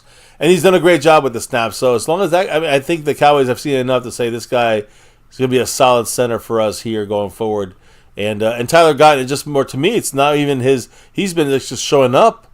To me, it's more about the opponent he has this week. It's gonna be making him look a little worse than maybe he really is, you know. But hey, you never know. Maybe he has a great game and steps up. You know, we're gonna have those two guys on offense starting, rookie wise. We talk about offensive line. We're gonna have another two guys starting on defense, and that's Kalen Carson at the outside cornerback spot for Deron Bland. And also Maurice Liufau, number 35. He's going to be playing, linebacker there as our third linebacker. He's going to be getting a lot of snaps. He's the starter. Maybe Overshown gets more snaps, but maybe Overshown's also a little more banged up. So either way, the Cowboys are just really right now, going to go with Liufau, the rookie, in that as our, one of our three starting linebackers. So... Right. What do you think about the defensive side and the rookies on that side about having to step up and get to work right away? Different positions, but like you said, filling similar roles. Major roles, yeah. Well, I'm going to start it off by answering your question by asking a question. Did you folks see him throw, I think it was number 1, back on the ground with one hand? That's Maurice Liufau. This guy, I did not know he had strength like that. He wasn't even looking at the player, and he put his hand up effortlessly, and threw that man back down to the floor. To me, when I saw that, I said, okay, he had high praise from some insiders of the Cowboys organization from the onset. So if he's got that strength, and he's doing that, and I know one of the high praise compliments that he received was he's got the football IQ. He's got that I'm going to the ball sort of mentality. If he's anything like I'm thinking he can be by what I've seen from him over preseason, and I know I've only gotten a synopsis, like a snapshot of what he's given us.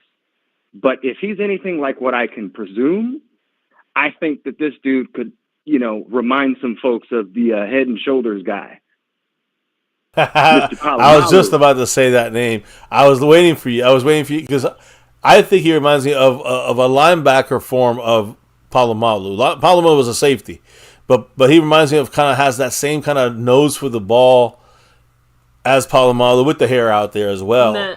And he kind of reminds you. Could also say he's a little bit Dexter Coakley, Dat Wenish, that's a good name. But bigger. I think he's a bigger guy than both those guys, and he's fast, he's quick. He has that speed to go to the ball like Palomalu. And I saw it from the start. I was one of the few guys that said, I like this guy. Like, I actually like this pick at linebacker to mix in there with kind of our 4 guys, He'll be our 4th, but he jumped to our 3rd.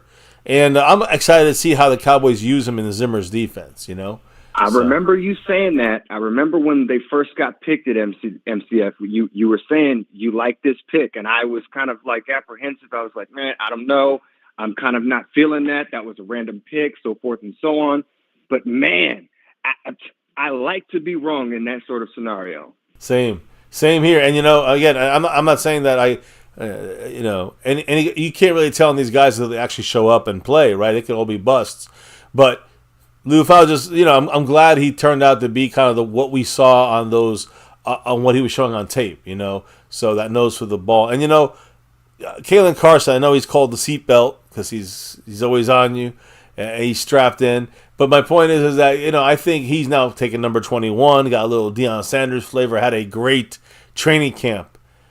What do you think about Kalen Carson coming there, forced into the Deron Bland role? Unfortunately, you could touch on that too, him being gone for now 6 to 8 weeks, but I like to update it. It's down to 5 to 7 weeks now because we've got past the week, right? So a little bit closer to him coming back. But what do you think about that scenario, that situation with Deron Bland? And then I know Kalen Carson's showing here number 41, but he changed his number to 21, the old Deion Sanders number. What's your thoughts? I like the number change. I think it's fitting to him, but I'm not going to call him seatbelt yet. I think that you earn nicknames when you get into the NFL, and he's going to have that NFL welcome to the NFL moment, and we're going to see that pretty soon. And when that happens, that's when he's going to have that realization, like, oh, I'm really not. And I'm not downplaying the man. I'm just saying I'm not going to call him that name. All these rookies that are playing got to earn their way. Everybody's got to eat, and I'm with that.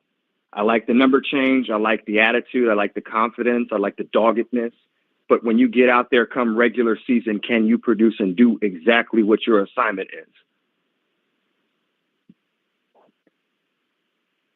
That's what we're going to see. That's where he comes into, I agree 100%. You can't call him a seatbelt. That's his own self-given nickname. So I understand. But now we're about to test the safety features on this vehicle. So exactly. Let's see if he can hold. Let's see if he'll live up to that seatbelt name. Like I said, it kind of goes back to the whole, how much do we trust Zimmer in a way? But like I said, I am definitely more confident at this point than I expected to be.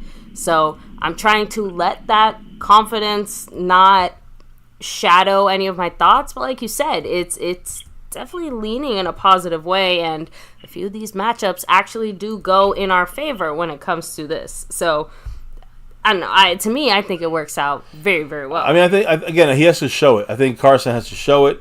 Very much. Will he show it? That's the big question. I mean, we got to wait and see. But he's shown something, like you said, in training camp and in preseason, but it has to show it in the regular season. And I do think he will show something, right? We'll see something worthy of pressure's going to be on notice. Him. Pressure. He's a 4th rounder, right? So pressure's going to be a 5th rounder. Pressure is going to be on him to be able to, hang in there like he did in preseason. Yeah. And I say not preseason, but in training camp. And hey, right now there's no more pressure than the pressure on Dak Prescott as, again, he's still sitting there waiting. At least CeeDee's deal got done. We can all at least get past that situation. But we still have Dak and we still have Micah on the deal block, so to speak. Yeah, so, the clown show, handling CeeDee Lamb's contract so late. I know you talked about it. Micah less so, because we still have some time there to get that done. But how do you feel about the way that the Cowboys have handled pretty much all their contractual situations since this offseason started, and the fact that CeeDee's deal is the only one we've gotten done so far? Well, not too good. I haven't felt good since I'll point something out. The Cowboys,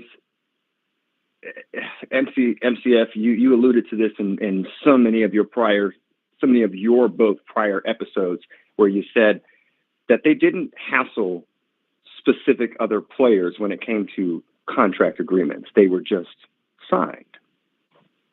From the onset of Dak Prescott, I would say barring that injury, I don't know how long that dispute, if you will, for lack of better words, would have gone on, because they were, not at cahoots that first contract. So the Jones have always played hardball with every one of their players. Even if they love you like Zeke, Jerry loves Zeke and this and that and this and so forth and so on, they still hardballed him. So I don't like how they handle it, but who am I? I'm just a fan. It's like the way they handle it. Like I'm used to it. I'm just like, okay, what's the big deal? Like, that's the way they do every fucking contract. They wait till the last second and then end up paying what the player asked for in the first place. But a part of me does wonder, since you did say that, they end up caving anyway. A part of me does wonder, when Jerry and Steven make specific comments in their interviews, are they hassling these players? And I'm just, this is just for the imagination. Are they hassling these players when it comes time to contract agreements because they're trying to show other players, if you don't do X, Y, Z, then, so forth and so on. You guys can finish that sentence. You catch my drift there? Oh, yeah, I hear you. I think that, if anything, it's the opposite. I think players have learned the way the Joneses do business, and all you have to do is just outlast them. If you're an average player, it's one thing. You might have to buckle and take what they give you. But if you're a star player for the Cowboys, it doesn't matter what they say. They say, we're not going to sign you, this and that, whatever. You know what? All you got to do is say, I'm going to hold out. And you're going to get what you really want. And that's what happens every fucking time. Unless it's a guy who's coming off an injury, like Gallup or Terrence Steele, or, going back, when the Cowboys were kind of trying to, what was it? The guy before that? Even before that, they were trying to get other guys here like Jalen Smith, for example. We signed him real quick. Yeah. And and we blew that contract. I'm just saying, the Cowboys seem to rush into contracts that are unstable players in the sense of health a lot of times, and then they lowball players and play hardball with these guys. The guys they want to keep, like they're playing good negotiation games. And then they give them what they want anyway. So since DeMarcus Lawrence and then, Zach Martin and on, all these players, everybody sees them getting paid what they asked for. So why wouldn't CeeDee Lamb hold out? Dak and Micah hold out to what they might as well. So the front office has shown them not, hey, you deal with us, you're in trouble. It's like, if you deal with us, you're going to have to wait a couple months before you get your deal just the way you wanted it. You just got to wait a couple months so we can drag it out in the media and get our money back that way. I think the Joneses might do it because they get money through, just through views and clicks. That's right. Yep. And that makes up for whatever money they lose on the cap end of things. That's not the way you run the business, but that's the way they run this business. It's crap. Wow. Feels like that. I want to also add in to our last subject. Let's not act like the Raiders are a good team, but I'm pretty sure for that first quarter, these starters for our team played their starters, and we mopped the floor with those guys. Yeah, it was our backups. Add that in there. It was our backups that played their starters. Yep. And we handled it. Let's not fret about our team so much, and I'm not speaking so much volumes on the Raiders being a good team, but that's their starters. I just wanted folks to remember that. I think it's great this week, the way to see. We got to see our depth players, our rotational players that will have some uses, and some guys that have to step up when other guys get injured. We saw them play with heart, with passion, knowing that they're playing for a spot, but also playing against starters. So that made them, you can see them like going the extra mile. I love to see that attitude from the Cowboys, even backups. That's something that we haven't had that mindset on this. MCW.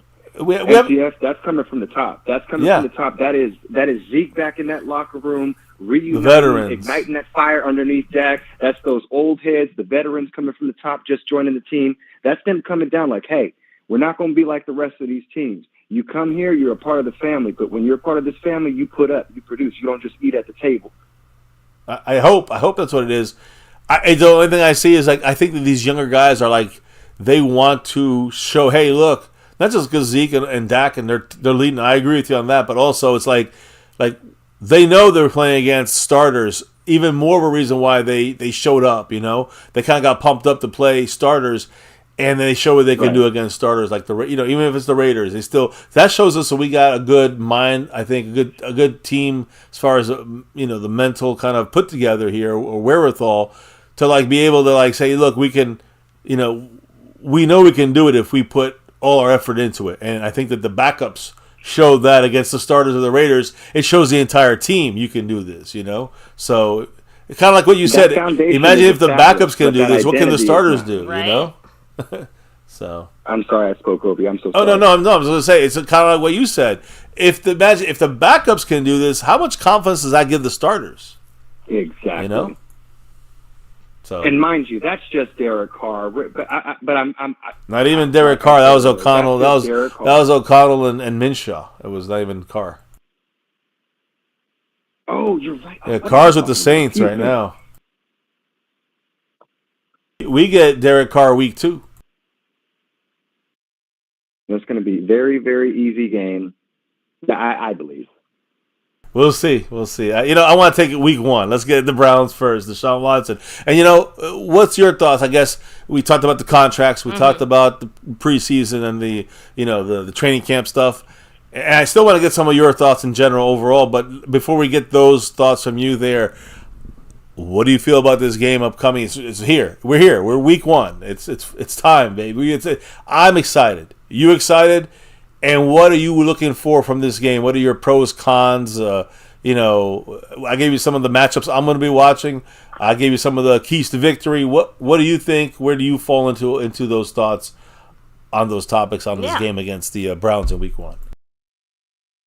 Well, for starters, I see you in the chat, Cassie. Appreciate you.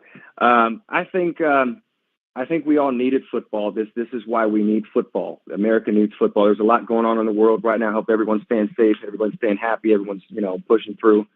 Keep your heads up. Keep your chest out. Agree. But we all need this. I'm happy to have football coming back. I think it's another good year for this team to actually do something. They got their backs up against the wall. There's certain people within that organization that have to. They're kind of like in a put up or shut up kind of position. So I like that, and that's how it should be. But unfortunately, it's a business; it's not run with emotion. I like what they're doing. I'm fully confident that we can give this team a run for its money. I don't think that massage therapist Watson is any good anymore. I don't think he's all that great. I think his team is great, but the element of the quarterback is very important. A lot of people like to bag on Dak Prescott, but this guy's literally pulled us out of some deep trenches. And I haven't seen, I'd say since he got his $200 million guaranteed, I haven't seen much from Deshaun. So I don't think he's going to do much with the defense that we have. But I am very, very intrigued to see Tolbert versus Emerson. That's going to be intriguing. You're going to get, I want to ask a quick question. Coopy. I want to ask a quick question because you're talking about the defense. Just real quick, the fact that they don't have Nick Chubb and the fact that they're missing their starting left tackle, these are keys, I think, that help us stop the run a little better, helps us put pressure on Deshaun Watson as well. I just want to throw that in there, which in turn helps Kalen Carson slow down Amari Cooper, right? If you have pressure on Deshaun Watson, it helps. Whether it's Overshown, Liu Fao, anybody, Marquise Bell. Something as simple as just us scoring first too. Well, yeah, but slowing down Njoku. I think you slow down some of the receiver threats that they have with the run stop and the ability to pass rush because they don't have Nick Chubb at running back, because they don't have Jared Wills at left tackle, their starter. So I'm just saying, I think those two factors for our defense against their offense can literally make the difference in this game and help the two rookies out there, Liu Fao, in coverage against, let's say, Njoku, and definitely help Kalen Carson when he's in coverage with someone like Amari Cooper. Just my 2 cents. I just wanted to throw it in there before you went to the offense. That's all. 100%, and I want to piggyback off that. That's hard to just jump off of. So I know 100% that Micah is going to eat because that left tackle is gone. Yeah, let's just put our cards out on the table. Micah is going to feast on that man. But the beauty about having Zimmer is Zimmer's going to have Micah all over the place. You're not going to know where he's coming from. Yes. So you're going to have to account for Micah in ways that you probably hadn't had to do before. So I'm I love that. excited. That's the beauty of it. Micah underneath Quinn would be in a designated position. Right, one spot all the time. And teams could scheme against him and completely take him out of the game as a factor. Not with Zimmer. And so I'm liking that. And you, if you couldn't already tell by what we're seeing in training camp and all these camps and practices and whatnot and so forth, this defense has gravitated towards his scheme and what he's bringing to the table. So they're going to show up and show out. Agree. You know, we've seen it in all three levels. Like, I think in the first team, second team, third team, all you know, we see preseason, we see all them ball hawking, knowing where everybody else is. They know it's disguised defense, and that is old Zimmer. Yeah, I agree 100% with you on that. I also think that like you said, exactly what you said, someone like Micah in Zimmer's scheme will be moved around. He will not just be where Jared Wills was going to be at left tackle the whole game, attacking the same spot. Because all they got to do is just start chipping with tight ends, doubling, chipping with running backs, and that's how you slow down Micah. You know what I'm saying? It's pretty simple. But if you move Micah to the middle in the A gap and blitz him in the middle, you move, you go to the left side, the right side, you move him around, over center, whatever it is. And also think about the fact that you have DeMarcus Lawrence.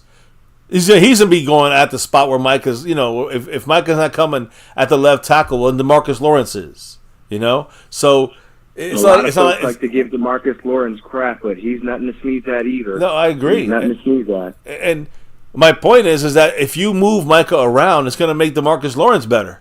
Yep. Because now you got to really, everyone's got to, and all of a sudden DeMarcus Lawrence is now going up against your third string left tackle. So that's, you're watching Micah over the center, and you're forgetting about DeMarcus Lawrence over there. So, and again, that will also help guys like Marshawn Nealand, who, is a rookie, and he's going to get some snaps because no Sam Williams. It may help other guys. I know Carl Lawson's on the practice squad, but eventually these guys will get on there, probably get some snaps. Will probably help the rest of the pass rushers. And I also want to bring up about run stopping Jordan Phillips, Linville Joseph.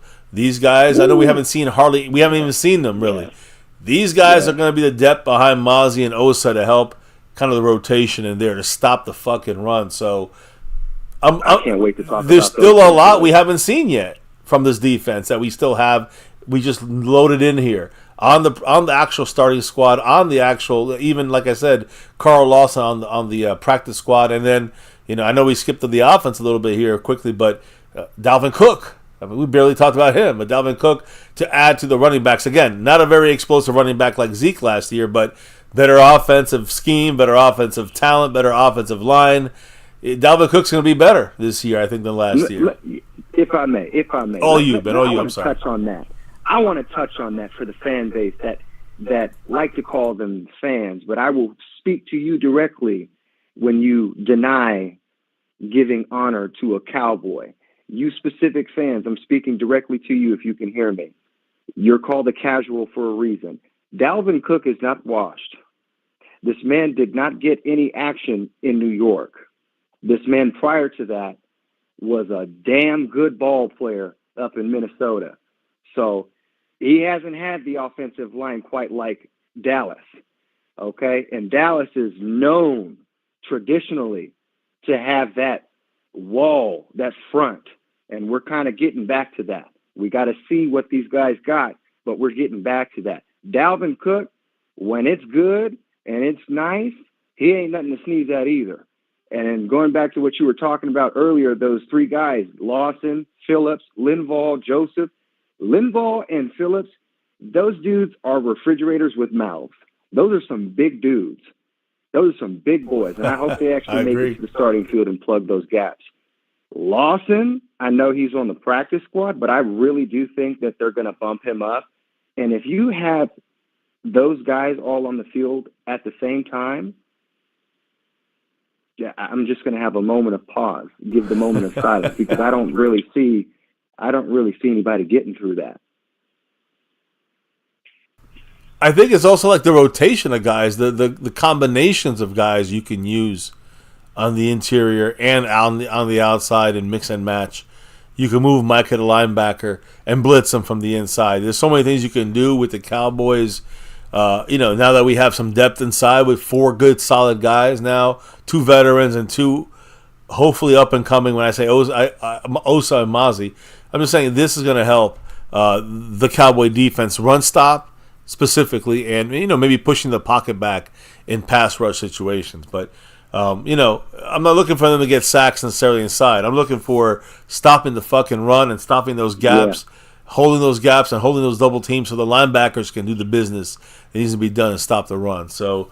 Stuff and plug. That's all I need. Hell Stuff yeah. and plug. I Hell leave yeah. D-Law and Micah to do the rest. Stuff and plug. Exactly. And we know D-Law can set the edge. So it's really just we need one edge set, and I know Micah's still getting better at that. So, we have the run stop there with Joseph and what's his name, Jordan Phillips. And then we have that run stop inside with those two guys, and we have the run stop with someone like DeMarcus Lawrence. I'll tell you something else. If Micah drops back to linebacker, and we put them in the A gap and blitz them or B gap blitz them, we could bring in their the second round rookie, Marshawn Nealon. He's edge. He's more of an edge setter like DeMarcus Lawrence. So if they're running the ball, and we get Jordan Phillips inside with Linville Joseph inside, and then we have DeMarcus Lawrence and Nealon on the outside with Micah. Just you don't know where he's going to come from the roaming over the A and B gap. That can stop the run or the pass, and that could be a real dominant kind of defensive scheme when we want to focus on being deceptive in disguise, but also looking to really shut down the run game. So I want to piggyback off of what you just said because that was a very good point. Folks in our fan base and folks all around the NFL fan base, they forget that Micah Parsons kept up with Tyreek Hill, the cheetah. And we've seen Micah Parsons in man coverage and zone coverage. We've also seen Micah catch an interception and pick up fumbles and return this for a score. So if you're dropping Micah back into linebacker positions and he gets a fumble recovery or interception, we've already seen what he's capable of doing. The dude's got the juke, he's got the spin move, he's got the jumps, he's got the hands, and it's just dangerous. And that's the beauty of what Zimmer is bringing. You didn't see that with Dan Quinn, and if you did, it was maybe just a glimmer here and maybe just a speckle there. We didn't get that. He wasn't in his dominant phases when it really mattered, and that was, we already said that was sabotage, but that's what we're getting from the man that you see on your screen right there. That's what we're getting from Micah. People need to beware. I think Zimmer is kind of, I don't want to say he's the secret sauce or the last piece we needed, but I don't want to blow it up like that, but I do think that he knows how to utilize the kind of talent we have on this team already, like a Micah Parsons and the rest of the crew. He's defensive back specialist. He knows how to get that side of things done. We already got the pass rush ability with Micah and the rest of those guys. So I think that it was about stopping the run and making sure that secondary is going to lock it down. And unfortunately, we have the Ron Bland injury. But Andrew Booth is then stepping in there, some depth. And again, Kalen Carson, huge stepping up. So I feel good about him kind of holding down the fort when it comes to our defensive secondary and our defense through Zimmer and his deceptive scheme of attacking as well. And being very attacking and very, really disruptive to opposing offenses, even with the important guys we have missing on defense. So I agree with you, but Zimmer is a major key to this team. Of course, along with the players, but he's putting these players in better positions to succeed as a whole, as a team defense. Yes. And that's going to help Mike. And mind you, you guys alluded to this before I called. We haven't spoken about this. Special teams. Let's talk about Deuce Vaughn and how he just got, put on special teams. This is a speedster underneath Turpin. These two guys, when they were put in the running back position last year for the short amount of snaps that they got at that position, these guys the defense lost them. Jet sweeps, the defense lost them because they're tiny. They're sitting, behind you can't see them. O-line. You can't see them.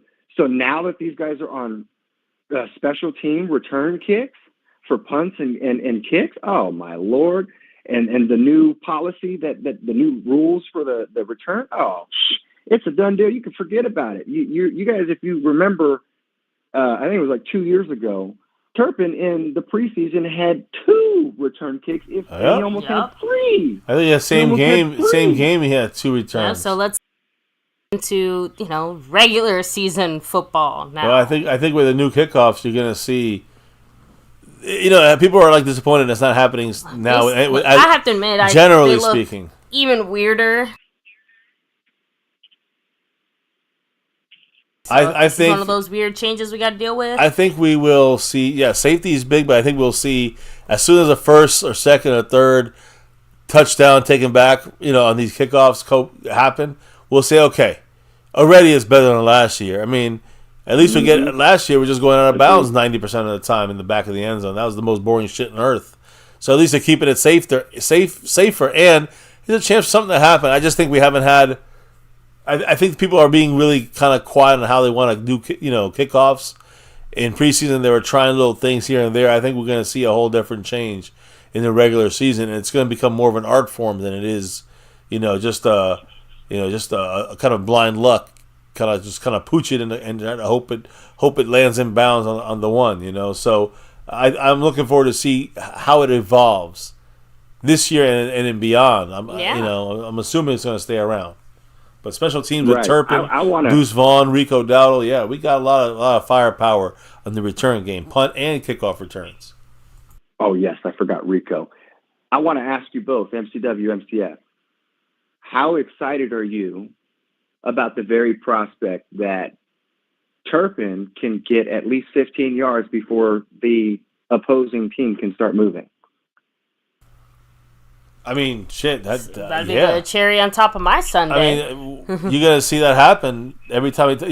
If they kick off again, I was talking about the game specifically against the Browns, but they're going to be off. Their stadium's off a lake. It's going to be windy, so that ball when they're kicking against the wind, that ball's going to be falling on the 15. That's good. Or the 10. Yeah, I mean, I know the blocking's right there in the 30. Where is the blocking at? Like in the 35 or something like that. Do I have the picture? I think I have the picture somewhere. I was just looking it up right now. Here it is. Boom, I got it ready. Bam, right there. So, they're out there, 30, 35, I think is the limit they can go. 35 to me. Yeah, and the other team's on the 40, so there's a 5-yard difference. I'm just saying, my point is that if you're catching that ball on that 15 or 10-yard line, you're Turpin, we're getting past that 30-yard line. And if he gets past a guy or two, he's gone, baby. And that's what I think. Okay. That's what you're seeing it here. You're seeing how it's set up here. If the ball lands, let's say the ball lands on the 25, it's dead. It goes to the 40 automatically. If the ball goes out of bounds, it goes to the 40 automatically. If the ball goes out into the end zone, it goes to the 30. Or if it's down in the end zone, it goes to the 30. Yep. And everything else, it goes. If it lands in that landing zone, it's got to be taken out. That's it. So he's gonna eat. I think Turpin, the main guy, he's the main guy that's going to be eating on this. I think he'll have like 2 or 3 touchdowns by the end of the year. If he stays healthy, knock on wood, 2 or 3 touchdowns on special teams, in my opinion, for Turpin. In my humble opinion. They got to catch him first. Yeah. Well, I think he's had 2 years. He's almost broke a couple. This year, he's got to do it. His breakaway speed and his pursuit and acceleration and all that stuff. And by the way, he's got those. He's going to be used on offense more than we think. So keep that in mind as well. I would hope that they did that. I mean, MCF, I would really hope that they did that. I feel like he's one of those cats that is very, very underutilized on the offense. And I thought that about Deuce Vaughn as well.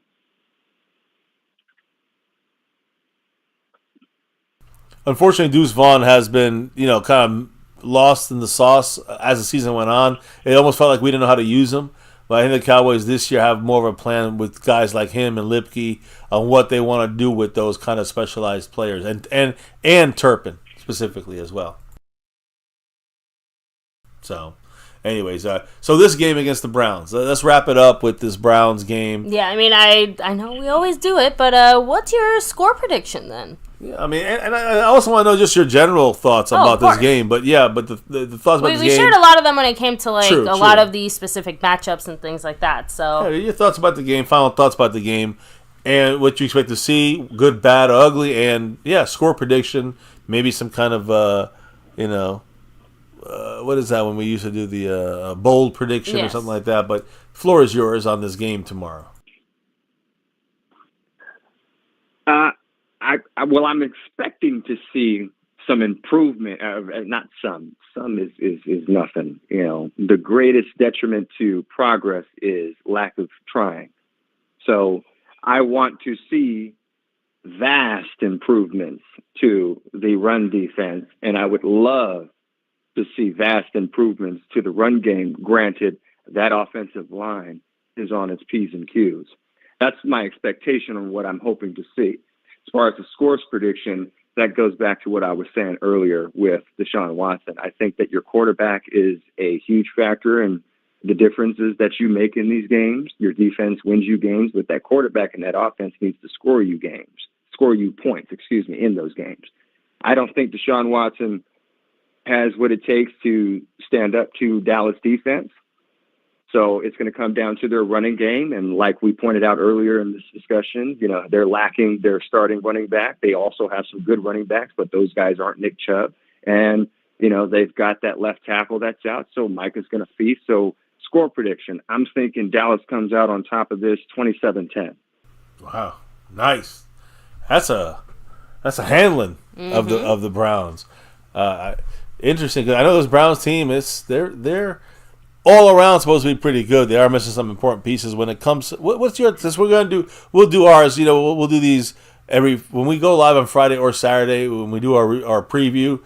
We will also kind of give these thoughts. So we appreciate your thoughts kicking off the first one of the season, baby. What are your thoughts on things? I agree 100% about the running game situation, the left tackle situation. So we should be able to hold them, keep them at bay with our defense. It all comes down if the Zimmer defense scheme is smoothly being worked on that field. If there's any issues, we will blow a thing here and there. I also think our improved interior veteran run defensive players will help stop whatever running backs they got. Like I said, just to reiterate, Jerome Ford is their starter with Pierre Strong and Deontay Foreman. So, I'm sure they can break a couple here and there, but we need to hold these guys down, keep them from establishing a consistent run game. You do that, you attack with Micah, you should be harassing Deshaun Watson the entire game.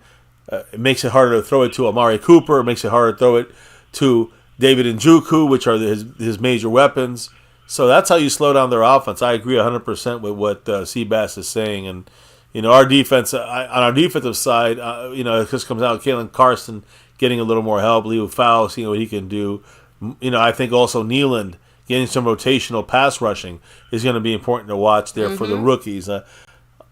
So, as far as that side of things, I don't know how you feel about that. I have to admit, the only thing that I'm not 100% sure on is my score prediction, because I feel like this game and these teams are either going to go on one extreme where it's like some 13-10 type of score, or we're looking at like 34-28 or some, you know what I mean? Last time they played, the score is like 48-42 or something. So in Dallas, we lost that one, unfortunately. I'm hoping it ends up being, a battle of defenses, right? Where, yes, I know, not as exciting for a lot of people, less scoring and things like that, but practically speaking, it would probably be better for us if we did end up on the lower end of that. Well, I know you're thinking about your score prediction.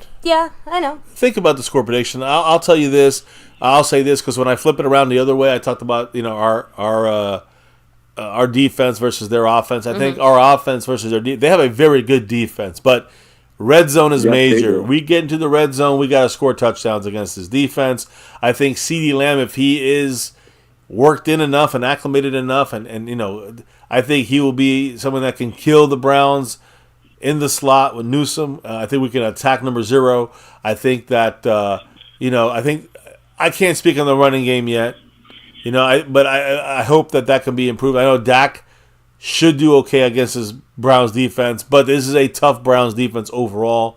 I would love to see the running game get established a little more, but all this does not work on offense. We will have trouble on offense if Cooper Beebe and especially Tyler Guyton cannot at least be somewhat consistent. Yeah. Throughout this game, I think if we are not consistent, and that's still yet to be seen, I think that it will be a low-scoring type of game with us having some trouble scoring some points. But again, the Browns are a good defense. in the end, I do think that, three-headed monster running back. I think Jake Ferguson. I think CeeDee Lamb. He's close to being back to where he needs to be. I think the Cowboys do win this game, but I do think it's a lower score than what you said. I think it's more of a like a 20 to 13 kind of game. Okay. A closer game like that against the Browns. But bold prediction for me: if the Cowboys are going to win this thing, I think that Micah is going to have one of those 3-sack games, possibly. If he gets, if he can really attack and be used, we'll see a lot from the Zimmer defense. If he gets 2-3 sacks, Zimmer's defense is working very well for Micah Parsons. So, 3 sacks for Micah, start of the season. I'm going to say that's a bold prediction. I don't know. About you, baby? Any? What's your final kind of? The only bold prediction I have, and I have to again shout out to you, Seabass, just because I don't know why, and I should have thought of it. But special teams, come on, Kevontae Turpin. Good point. I'm gonna just say it every single week until it happens. But Kevontae Turpin is gonna put points on the board in a special teams type of way. That's my bold prediction, especially with the new kickoff rules and stuff like that. I feel like the chances of doing that earlier in their season are higher than the other way around because teams kind of have a bigger chance of making mistakes. It's new for everyone, right? But I am counting on the fact that Bones was the guy who brought this idea to the table, so I'm expecting our special teams to be even more ready than some of these other teams. So that's a great bold prediction. Score prediction, I guess I'll go with my first one, which was more of a 13-10. So 13-10 Cowboys. I know that's super low scoring. I know that sounds not very exciting to watch, but I am just hoping it ends up like a defensive game. Yeah. So, and you know what? I am not mad at that either because that means that Zimmer absolutely did his job from the second he came to Dallas. So slowing down the Browns. I'm changing it to I'm gonna go to 20-16 Cowboys. All right. I'm gonna keep so it like plus that. I think that also reflects some of my concerns about our own offensive line. Like again, credit to them, right? But I think we are going to see a bit of a struggle this game, not expecting our offense to shine as much as I think they will in the next few upcoming weeks. This is, like I said, it's a pretty tough game and matchup to have, our two rookies kind of start off their NFL careers too. So it's going to be some up and downs, but hopefully more ups and downs. I just think it's going to start off more down than up. Yeah. Initially, but we'll see. You never know. Hopefully, this is one time where my score prediction, I'd be more than happy to be wrong about it. As long as we win, either way. And I just want to touch back on just that little piece there. If you guys both pointed out very valid points for both our team and their team. If Dallas comes out on top and those rookies played that entire game, I think that's pretty indicative of what these guys could do. And they may have, at that point, hypothetically, just won the starting role, indefinitely. So there's a huge testament to these rookies and what we're going to see from them. And I think it also, I agree. It's a playoff team. It's not a sleeper team. Well, that's what I'm trying to say. If the Cowboy rookies can come through, all four of them in some shape, form, or fashion, and be consistent enough in this first game, if they do that, I think the team also becomes more confident and says, "Holy fuck! If these rookies are already kind of showing out, we are maybe right back where we were before, or maybe better, So it kind of gives a team confidence. Again, the Browns are a team that's ranked pretty much in the top 10 across the board in pretty much every power ranking or whatever it is. Last year. Yeah, so they are not a bad team. It's just that they lost to Deshaun Watson last year. Not saying that he's great, but Flacco had to take over. Not a bad team by any stretch. Not at all. And that defense is really good. So I do agree with kind of a little bit with MCW's thoughts on a low-scoring game. That's why I'm saying 20-16 because I do think our Cowboy. This is going with if CeeDee Lamb's having an issues, it's going to be closer to like a 13-10. Oh yeah. But I think CeeDee Lamb is ready to go. Does that concern either one of you that he hasn't been there touching bases with Dak? Well, I mean, CD kind of mentioned it either today or I think it was yesterday when he... No, it was actually recently, within the last 24 hours, kind of saying, like, oh, yeah, like, there's... Dak and I are in that rhythm. We've been in it. Like, I worked out with him at his house. So, and 2 or 3 of the players made a point to bring up, like, hey, those workouts at Dak's house, those type of extra things that we do, like, that actually really helps. That stuff pays off. So, we have to see the fruits of that labor, but at least internally, they all feel like that is a huge bonus and a benefit and a positive. Agree. Yeah. So well, I did not know that. Okay, well that works. That works. But he really only had, and CD kind of acknowledged, he's really only had the one fully 100% practice, which just happened like this past week. Yeah. So with like pads on and hits and everything. They're acclimating him, but I mean, that's why I was asking. Does it concern you at all personally? Yeah, I mean that's why I said that. CD's, I don't want to say excuse, but his reasoning is like, oh, well, I'm good. Dak and I worked out tons during the off season, all that stuff. He's picked up the playbook. Like I said, I expect him to have a few stumbles because we've obviously changed a few things, and he hasn't had the same amount of time to pick up on maybe some of the new language or terminology. I don't think it's going to be a major thing. It's just like, oh, shit, that route was supposed to be a left, not a right. And so little mistakes like that I think will naturally clean themselves up after the first few weeks. But, yeah, can't see CD playing a perfect game week 1, just saying. Yeah. With everything but the thing is, in my opinion, I don't think he has to be perfect. If he just plays in that slot spot, takes some eyes off of other guys and opens things up enough, we can score those 20 points. I think 20 wins the game for either team. So, I think it's going to be a defensive game. I think it's going to be hard to get over 20 points. But I think that we have enough firepower with guys, whether it's the running back situation, however you deploy that. But I think that Jake Ferguson and even a 70% CD Lamb and Brandon Cooks with Tolbert waking up a little bit. I think it has to be, the scheme has to be right. And, of course, Dak Prescott got to be right. But if, all those things are working, they're only working because Cooper Beebe and Tyler Guyton are also doing their job consistently. And that's, if Dak is constantly getting harassed. Is functioning. Yeah, if Dak's getting harassed constantly or whoever's the running back is getting stopped constantly in the backfield, I mean, I can't blame that on the running backs for Dak. I got to blame that on the offensive line. So if we can't get going with the offensive line, then we're going to have trouble. But if we can just hold it down there for 75% of the game, these rookies and this offensive line, I think our offense will get 20 points and we will win this game. Yeah, that's what I think.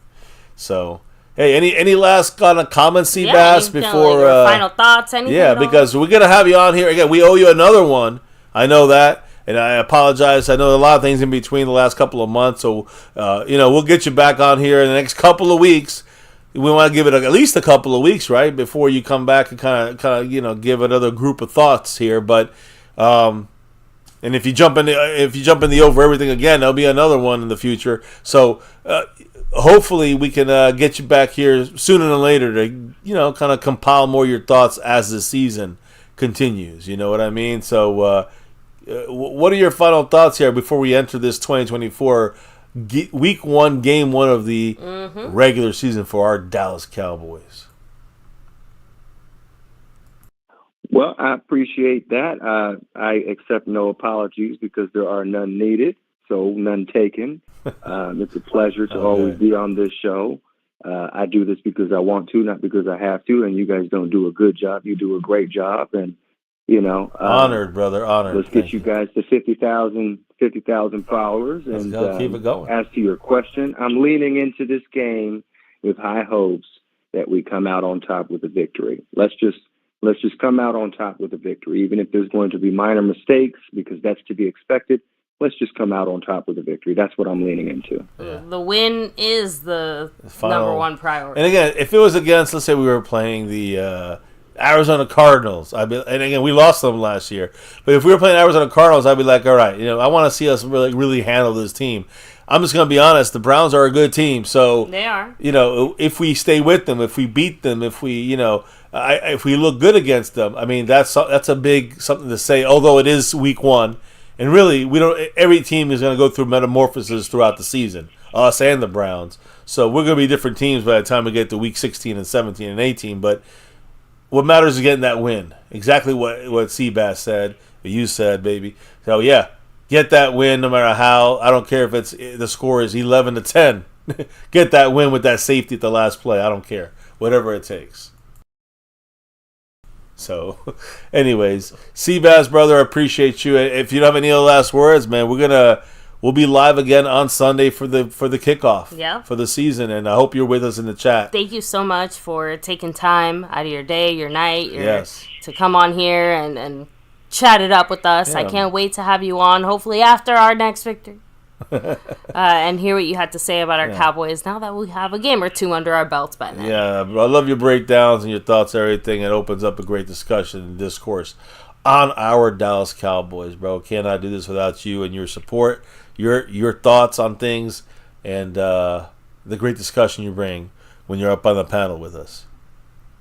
Thank you. I appreciate that, man. The feeling is mutual to you both, MCW, MCF. Shout out to Asmodeus, by the way. I want everybody who's listening tonight to listen to this quote that he said. Inaction is the greatest enemy. Don't let anybody tell you can't do something. If you want it, go get it. And I hope the Cowboys take this dub if they want it. Go Cowboys. Gotta get it. Agreed. Go Cowboys, brother. Appreciate you. Much love to the man. There he goes. The man. Seabass rocking the spot with us here, guys. Again, thank you. Big time shout out to Seabass, the over everything man here on My Cowboys Family. Even though right now there's no over everything, it's been owed, and he's got it. So again, he's got one more appearance to make at the very least, and I heard he's going to be jumping back in that over everything. So he'll have more appearances on top of that. Seabass always providing the cold hard facts. Love it, man. I love that we might not agree on every single little thing, but we see everything eye to eye here. We're on the same page. That's what I love about this. Great discussion, brother. I hope we didn't disconnect, but I think we're good to go. I mean, yeah, it's still showing us live on my side, so. So, yeah. So.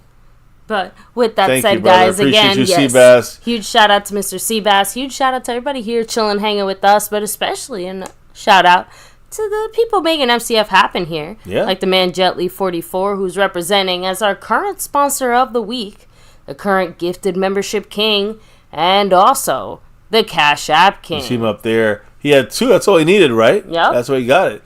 The Zach champion. Luna rocking it with 51 points on that stream boss. It's funny. We got Zach Luna, and then we had John Luna. John Luna dropping in and being part of that star level membership. You see his name up there. But yeah, Jet Li, 11 out of 13 weeks, trying to go for 12 out of 13 with an 11-6 lead over Skeptical Fan in the gifting board right now. He is currently slight little lead in first place on the Cash App board, and in a slight little lead right in front of Skeptical Fan and John Luna currently on the overall board, but he's going for the back-to-back like our 90s Cowboys on 3 different parts of this board right now if it stays this way for Jet Li. We got one more stream coming, and that is Sunday.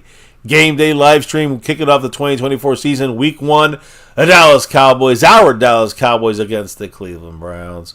Yeah, we'll be doing that live here with the cameras on, the game day live stream live reaction here for every game. We've done this will be our 8th year, our 8th season, I should say. We're in our 8th year. We've done it for 7 straight years on YouTube, but this will be our 8th season of doing these reaction streams. We've done pretty much every one, unless we've been at the game, which has happened a couple of times. So, shout outs to everybody. If Jet Li holds it down on Sunday, technically tomorrow, he'll go back-to-back on 3 of the 4 boards. So, big shout out to Jet Li. And big shout out to those that dropped the love tonight here. Jet Li being one of them. Daniel Berry, Kenzie Bands, and John Luna right there. Yes, big shout out to you in that star level membership. And the drop of just the appreciation, even if he's not a big Cowboy fan. So, again, huge and big thank you to everybody who stopped in there tonight. Baby, it's time for them final shout outs. Let's go. Of course, the man Seabass, much love. Yeah. Asmodeus representing. Hell yeah. Cassie Stewart, have a great night. Even you, Philly. Philly D, take it easy. Dak Delusional, have a great night too. John Luna, rocking it here. Yeah. We have, let's see, who else? James Herr, have a great night. Just kind of rolling back, making sure I don't miss anybody. Thomas Garrett, the Superior. Garrett there. Superior. Double R representing. See, Devontae Alvarez, much love to you. Of course, House Nelson. In the house. I'm just trying to roll back. That's as far back as it lets me go, at least here on my side. So, Jelly44, have a great night as well. Go Cowboys. Jet Lee, Seabass, Modus, all you guys, Cassie. Thank you for being here with us. And now let's remind everybody here, as the next time you'll see us, it will be actually in the flesh, not in the VTuber. Yes, not in the virtual. Yeah, not in the virtual. Guys, thank you for being here with us and repping. You know what we're going to say here. But baby, why don't you tell them why we do this each and every night here in My Cowboys Family for the last 7+ years. It's that navy blue, that silver too, and that star over everything. Win, lose, or draw, good, bad, or ugly. Here, we always rep that star over everything right here at MCF. And, of course, here at My Cowboys Family, like I said, 7 full+ years on YouTube. Our 8th season of these live reactions of our Dallas Cowboy. Almost a decade of watching our Cowboys live on stream here with you guys. Yeah, that's what it's about here in My Cowboys Family. Never forget the number one thing here, now, and forever. As always, say it with us. Go Cowboys! Let's get that 6 and beyond. Thank you all for dropping your knowledge in the chat all night long. All night. We'll see some of you guys on the After Dark and After Dark 2. Not tonight, though. And I'll be tomorrow night, maybe. Sunday night, but not tonight. Taking the night off on the After Dark stuff. We did. It's cowboy time, baby. So, yeah, guys, thank you on that side of things. But as we, you guys drop the knowledge in the chat, drop some love from above tonight. Thank you guys for all that. But it is time now to officially clock out and drop out for this Fan Friday night. And hopefully everybody has a great weekend and a great end to the weekend when we beat the goddamn shit out the Browns. But yes, as we clock out of here and drop out of here and relock and reload for Game Day Live Stream 2024, kicking off the season, reaction live stream on Sunday afternoon. Baby, before we can officially drop out of here for the night, what do we got to do? We got to drop the beat. Oh, yeah.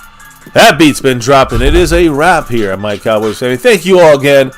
You can be anywhere in the world. You're here chilling with us, 30, 40, 50 people chilling with us, watching some news, info, and updates on our beloved team here, the Dallas Cowboys, for another world-famous MCF Cowboys chat. You know how we do. Bam! Knockout punch, kicking off the season. That's the hope. Thank you, Skeptical Fan, once again. Not just a great star level member and a buddy here on the streams, but on this channel, but also making the the thumbnail. We might need these game day, these preview thumbnails from you every week if you can do that. I mean, it looks awesome. I like it. Either way, thank you all for being here. Hope you enjoyed our 2-hour plus preview stream and discussion with the great over everything man, Mr. Seabass. Let us know what you think about it here on MCF, where it's about that navy blue, that silver too, that star over everything. Never ever forget the number one thing here, My Cowboys Family. You guys in the house, thank you for dropping your knowledge and love here, guys, and hit that like button for the stream, subscribing to the channel, keep it growing, almost at 40,000. And of course, hit that notification bell to all videos. You can also check in when we go live through Discord. Link is in the description. Also through X or Twitter at My Cowboys Family. Everyone stay safe. Get ready for the game on Sunday and have a good one. By the way, big shout out to JetLee44. He dropped that dollar holler on the outro. Peace, much love, and never ever forget. Go Cowboys!